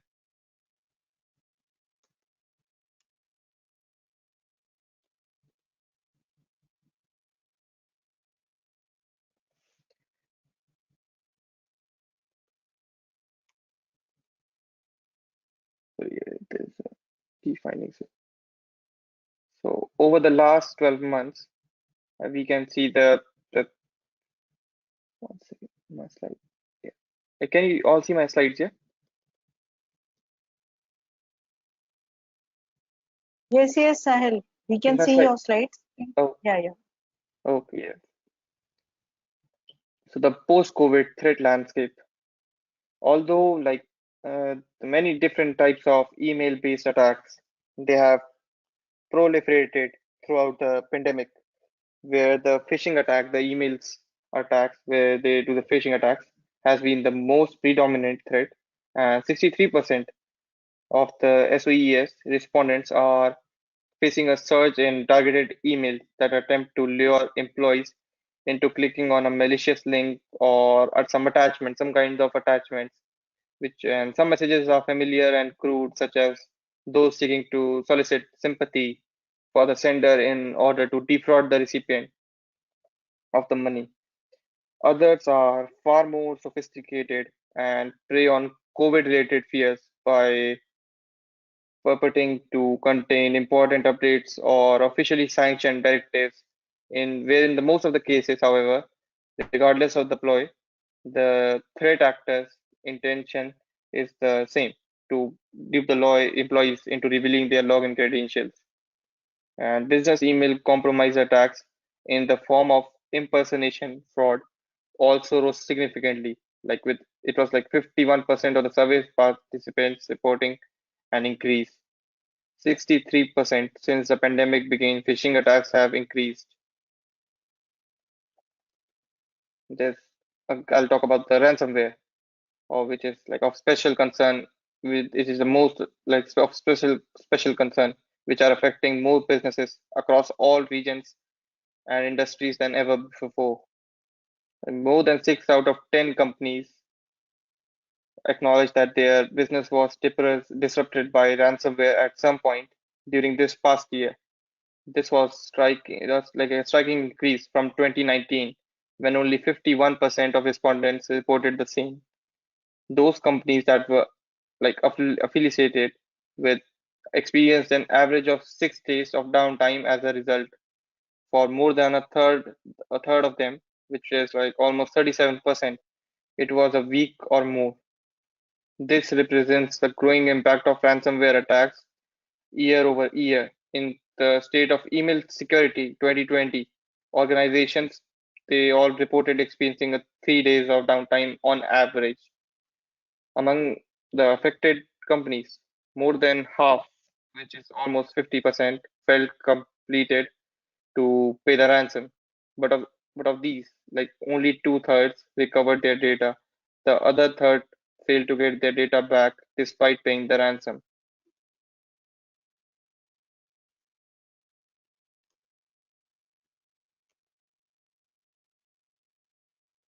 Is cyber resilience keeping up with the new dangers?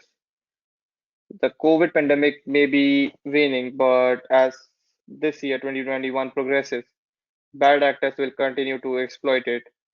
So if we speak statistically, the likelihood of them doing is so greater than 95%, which analyzes over a billion emails globally each working day.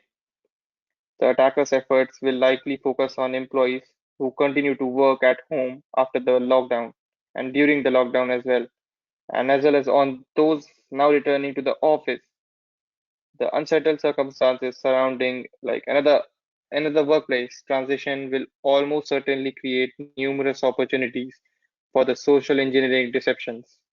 The chief deterrent will be the scope and depth of a company's cyber resilience strategy, its ability to maybe prevent and adapt to new types of threats and to quickly respond and recover from an attack. But the good news is that as the survey goes on, 44% of the companies surveyed already have a cyber resilience strategy in place. Moreover, these organizations are more confident in their ability to withstand an email-borne attack, which only 63% say that such an attack is likely, extremely likely, or inevitable. compared with the 76% of respondents from companies without a cyber resilience strategy. The converse is also true. 35% of the remaining respondents from companies with a cyber resilience strategy consider it unlikely, or maybe very likely, or even impossible that their organization will be harmed by an email attack, which is their mistake right now. But while only 22% of the respondents from an organizations without a cyber resilience strategy feel that this is the case. Larger companies are also more assured of their ability to ward off an email attack. Similarly, the companies with a cyber resilience strategy were less likely to have been negatively affected by ransomware than those without a strategy, 53% to 68% as I surveyed.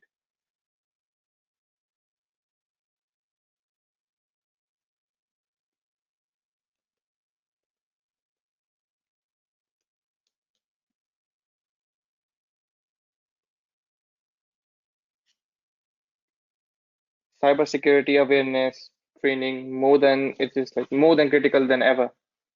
It doesn't matter how good employees are at their work or jobs. The biggest security risks at the most companies arise from human error. This is the most important thing because if a human makes mistakes, there's the biggest problem in the cybersecurity region.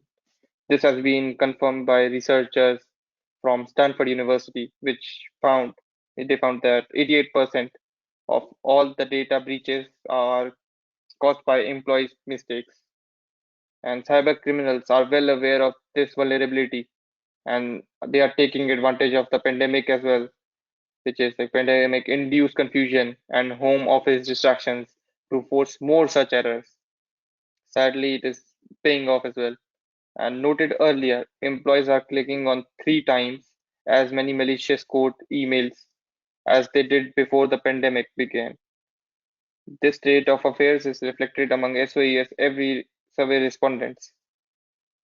It is stated that 7 out of 10 believe that the employee behaviors such as careless web browsing or oversharing a company information to a friend or on social media or it's not allowed.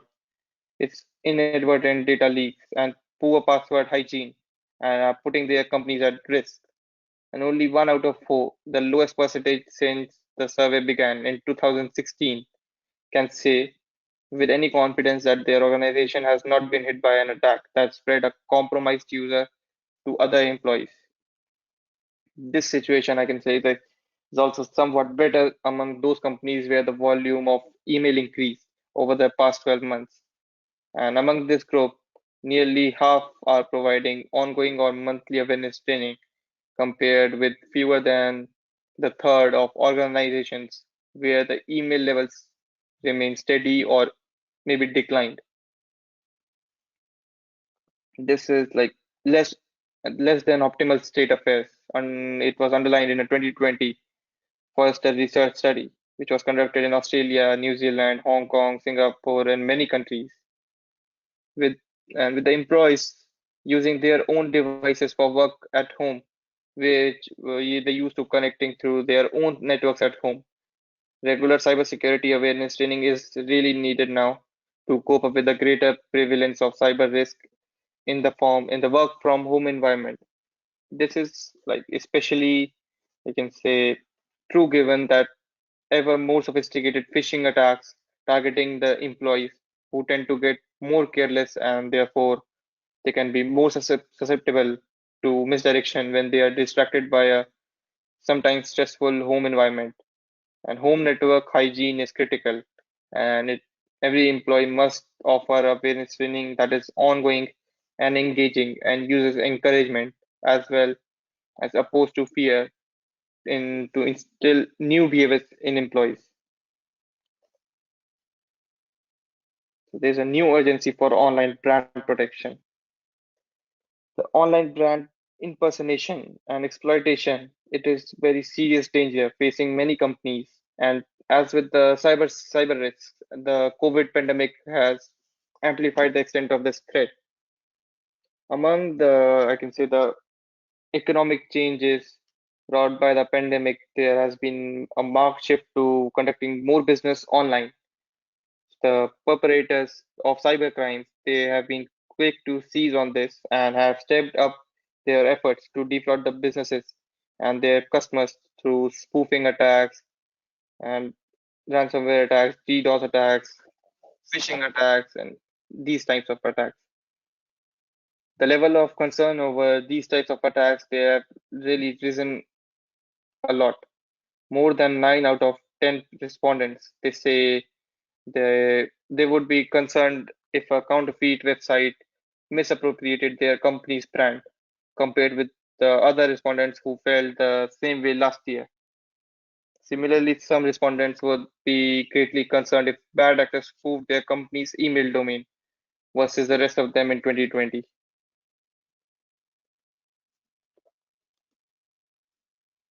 So here are the top 10 takeaways. Like in the COVID threat landscape has become much more treacherous. So I read that during 2020, the email threats, they really rose a lot. They became more dependent on email, and bad actors seized on pandemic-induced disruptions to press their agendas. Many companies are bracing for the worst and expect their business to be harmed by an email-borne attack. The second, the phishing and BEC attacks are more insidious than ever. So since this COVID-19 pandemic began, phishing attacks, as I was telling earlier, they have surged by a lot as male factors which play on COVID-related fears and target the employees who are often distracted by their work at home environments. So the results are really painful as the employees have been duped into clicking on 3 times as many malicious emails as they used to. So while beneficial to business, collaboration tools represent increased security risk. So given that the global restrictions on travel and in-person meetings, nearly all companies in the COVID-19, they all are now using collaboration tools like Microsoft Teams, Zoom, Slack for team building and to coordinate projects. They are useful, but these tools pose their own set of cybersecurity challenges. And more than like 2/3 of the respondents, they are concerned about the risk. And as everyone told, that ransomware, it's everywhere. So there are many companies which were disrupted by a ransomware attack in 2020, losing more than a week or on an average 6 days of a downtime. So among these businesses that were affected, more than half felt compelled to pay the ransom, but only like half of them, they recovered the data which they backed up. The other companies, they never saw their data again, despite paying the ransom. So cyber preparedness is wanting at too many companies. So like there were very heavy statistics that I saw in the surveys that I researched by their own acknowledgement in the last year. Nearly in about 10 companies, they had their business disrupted, incurred in a financial loss, or suffered from some other setback due to their lack of cyber preparedness. Just because of cyber preparedness, they had to go through a lot. And even worse thing is the email security. Email security, I've talked throughout my presentation. It's really important. So the email security it was more than half of the businesses fall short in one or more critical areas. And some businesses, they don't have an email security system at all. So given the post-COVID threat level, this state of affair is no longer sustainable. This is Microsoft 365 security is good, but a layered defense is much better. So many businesses rely on the safeguards just provided by Microsoft 365 to keep their email secure, and these are well regarded. But nearly 9 in 10 companies, I'll say, strongly believe they need additional layers of email security over and above Microsoft provides because it is not enough. The cybersecurity technologies will increasingly incorporate the artificial intelligence and machine learning. There are many companies which are making use of AI and machine learning to boost their cyber defenses. This is even higher among the companies that have cyber resilience strategy in place. It's still early days for the technologies and their application to cybersecurity. So we can mark this as a rising trend, one that's sure to play out, which more fully in months and years ahead. I myself worked on a project this year for my final project, which was to build a cybersecurity system using artificial intelligence and machine learning. So we were researching on that and we managed to build up a cybersecurity software using the AI, which was helpful in some regions and some still at some attacks it still can't take up. But still the companies and the cybersecurity experts are researching on that to make it a better software for the cybersecurity. There's a cybersecurity awareness training that needs to be the biggest priority right now, I'll say. Although many companies they still believe that the employee behavior such as careless web browsing, as I told, they are putting the companies at risk, and like fewer than half provide ongoing cyber awareness security training at least once a month, or and then like five provide little or no training. Yet studies have shown that awareness training is low cost and highly effective, means I can say the reducing an organization's cyber risk. Giving high priority to cybersecurity training would really benefit most of the businesses all over the world. The spoofing and brand impersonation, which represent a new front in the cyber wars. So, like by the companies, their own admission, most of the companies are threatened by online brand impersonation and misappropriation, putting their customers, their finances, and their reputations at risk. So, but luckily, the majority of businesses are fighting back and enlisting specialized services to detect and defend against counterfeit emails and websites. The resilience really paid off. I can say the cyber resilience strategy that would help a business adapt, respond to new threats is like clearly paying dividends to those that have one in place. But to those that doesn't have, really need to think about that having a cyber resilience strategy. Such companies which have the cyber resilience now, they are more confident in their ability to withstand and prevent an email-borne attack at least, and are less likely to be hindered by one. They are, I can say, they are also much less likely to be disrupted by ransomware as well, and far more likely to have implemented the DMARC to safeguard their brand, and far more likely to have incorporated the new AI and machine learning into their defenses than those without a strategy.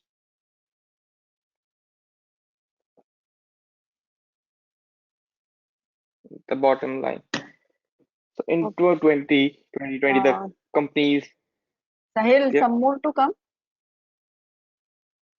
sorry.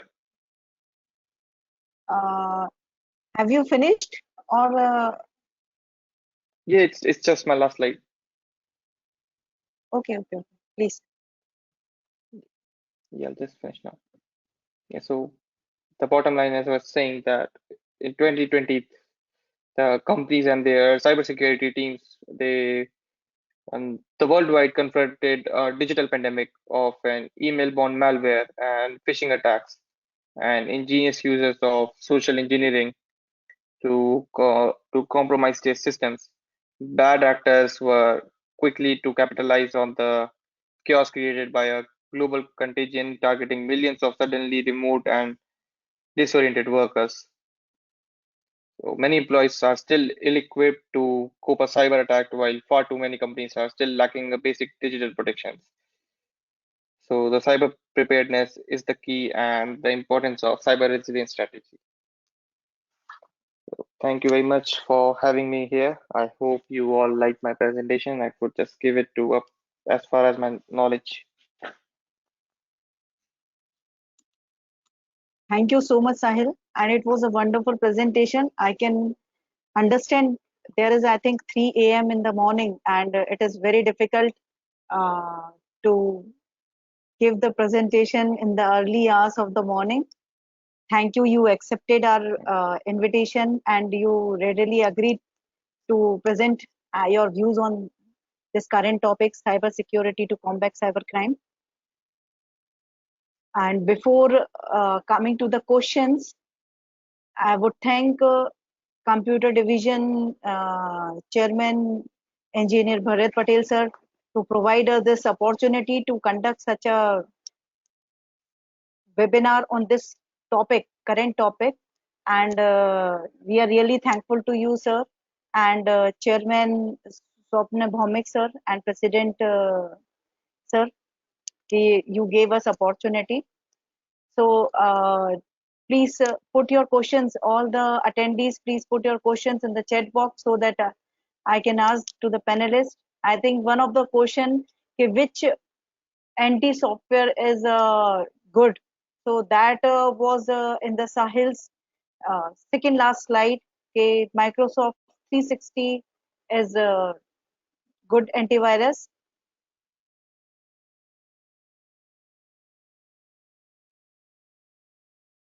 Yes, There's there is a nothing, question. How no to? such thing. Yeah. Yeah. Yeah. Yeah. Yes, Sahil. Yeah, as I was saying that someone asked that which antivirus software is good. Yeah. Yeah, so I'd like to say that there's no such antivirus thing that is as good as the layered security. There's more thing in the security thing that is called firewall. There's no like antivirus software which can provide full security to your device, like any computer or PC. There is a firewall which protects you or like protects your internet, and antivirus cannot do that. Antiviruses can be basic. Antiviruses can be like basic for device scan to detect any viruses. They can't protect you with everything.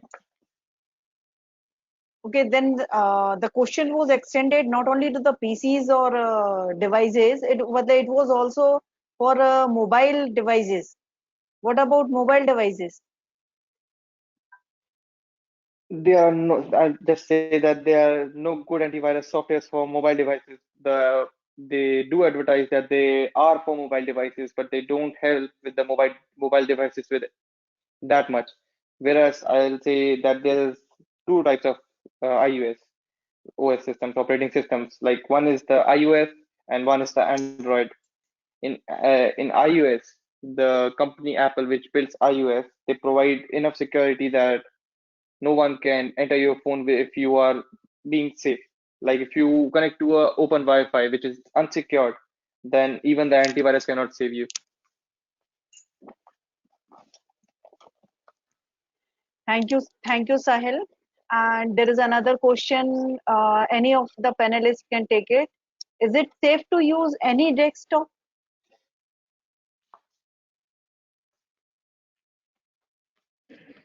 Like any remote application which provide the remote desktop kind of facility, if it is a licensed one, then it provides some sort of safety mechanism.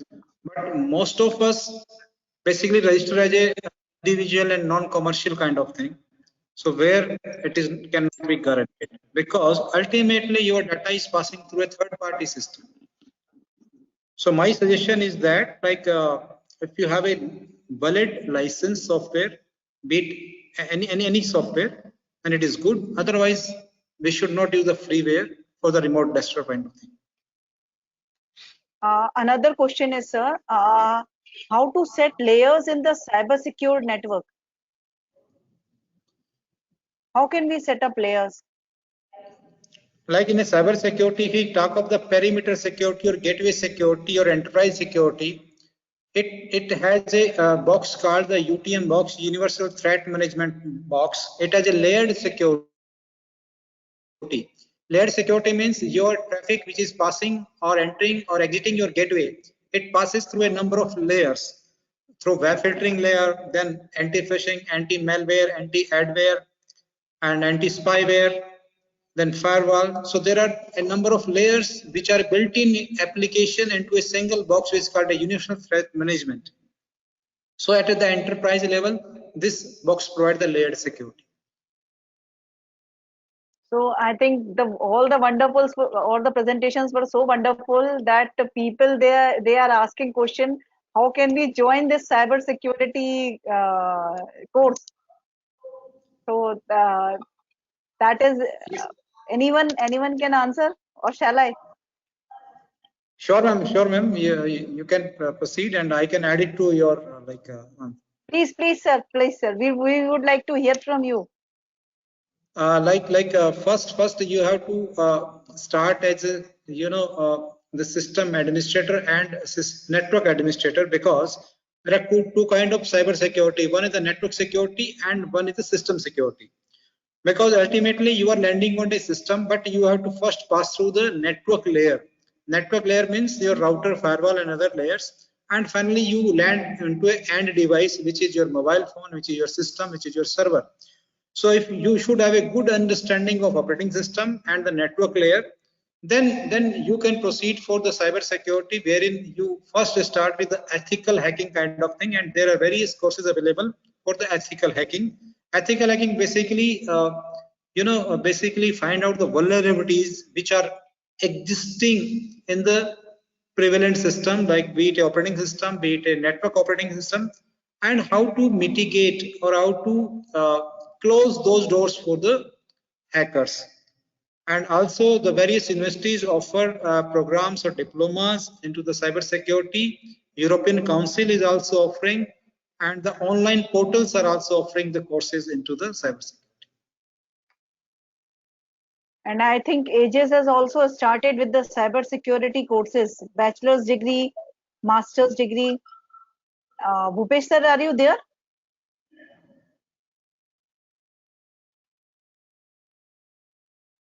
Okay. Then another question from one of our member, Pramod Damodaran. He is asking, getting offer letters from various companies very often. Most of them are fake or bogus. How to identify the apt ones? First, I said they are basically resembling into some domain. So offer letter, they are getting the physical letter or through email.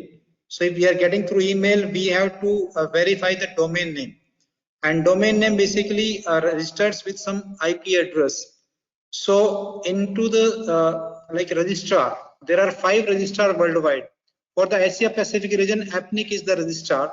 So the site is whois.apnic.net. And if we given the IP address from where or which domain the IP this letter has come, we can verify to whom this IP address belongs to. So one level of ascertaining the identity of the sender. Second is the domain name, verifying where it's a genuine domain name or some reselling to some popular domain name. So I usually verify the domain name, as well as through DNS there is a command ns lookup, wherein you can find out the IP address of the domain name, all the mail server also through DNS command. NS lookup command is there. And if you do the searching on the registrar, that is APNIC site, you can find out who is the owner of this IP address, and you can come to know some sort of genuinity of the sender. This was my question also. One of the participants has asked whether one should save passwords in Google Vault like Google passwords, and if saved, what are the consequences? Are they safe? The very first question. And what are the consequences if we keep them there, our passwords? So my personal opinion is said, like if something is stored somewhere on the cloud, it is beyond your control. So passwords confined to yourself. This is my personal opinion. Similarly, on many sites, when we make a payment, they say save your credit card or debit card information here, and we should not save that also, because we are saying we are providing them the key. So my personal opinion is that we should not save on the third party locations. And second thing, also the credit card, debit card information should not be saved we can key in whenever we require, but we should not save. So my answer is no, we should not.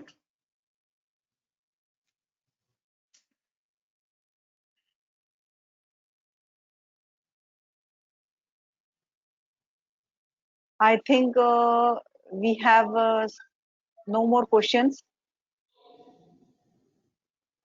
Sudeep sir, is there any question to you in person? Yeah, one more is there. Any IP reputation can be checked here? IP reputation can be checked on various sites. There is Cisco Telos site, then Sodan site, whereas total site. There are 3-4 popular sites from where you can find out the reputation of a domain as well as the IP. And these are available in domain. You can definitely verify. And the various this anti malware, anti-virus software, they also share the information with the consortium. So especially the Shodan site, Cisco Telos site, you can verify the reputation of a domain like spam, for IP reputation. You can definitely verify. And we have nowadays EDR solutions. We need to adopt this EDR or and XDR. Shall we go for them? EDR, can you spell out, ma'am? EDR. EDR, yeah. We can get the full EDR, like what it stands for. I don't know who has given this question. Anyways, you can post your questions and we'll be. I request all the panelists to please post their mail IDs in the chat box so that they can ask the questions, if any, to you through mail, and they can be answered later on. And we are, I think, time bound, like time is also running. So I think with the permission of chair, we may go to the last of the program, and no webinar or no event is successful without the words of gratitude. So I extend my gratitude to Institution of Engineers Headquarters, Oriental University Indore, all the panelists, Chairman, Jabalpur Center, technical advisors, technical persons, Sudeep sir and his team, and all the attendees. And for the formal vote of thanks, I request Honorary Secretary PC Dubeji to please deliver the vote of thanks. Over to you, Dubey sir. Thank you, madam. Good evening, everybody. All the dignitaries, today we have organized a technical webinar on cyber security to combat cybercrime. It is a matter of great pride and honor that the Institution of India headquarters has taken up the activity of the subject of high importance. On behalf of the Institution of Local Center, very much thankful to Honorable Engineer B.S. Patel, Chairman, Computer Engineering Division Board, IEI, Dr. Gai, Pro Vice Chancellor, Oriental University Indore, Mr. Bhupesh Deharia, CEO, Agis School of Business, Data Science, Cyber Security and Telecommunications, Mr. Pramod Kumar Sharma, Group Leader, Center for Development of Telematics, Mr. Sahil Madnani, Scholar of for delivering the valuable lecture, and Engineer Tarun Anand, Chairman, Jabalpur Local Center, IEI, for sparing their valuable time to be the part of the webinar. I am thankful to Dr. Mukta Patel, Principal, Oriental Institute of Science and Technology, Jabalpur, for moderating the activity. As usual, the valuable suggestion of Mr. Rakesh Rathore, Council Member and Chairman, and the NLPC IEI is seeking for the successful of this webinar. Also thankful to all the participants for attending the same. Thank you.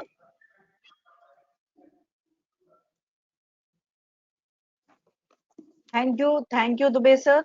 And with the permission of chair, I think we can go for the formal close-up of the program. Before that, we can, I think it's not, yeah, it's not offline. Otherwise, we would have end up with Jan Gan Man. So just Vande Mataram. So thank you all. Thank you, sir. Thank you, everybody.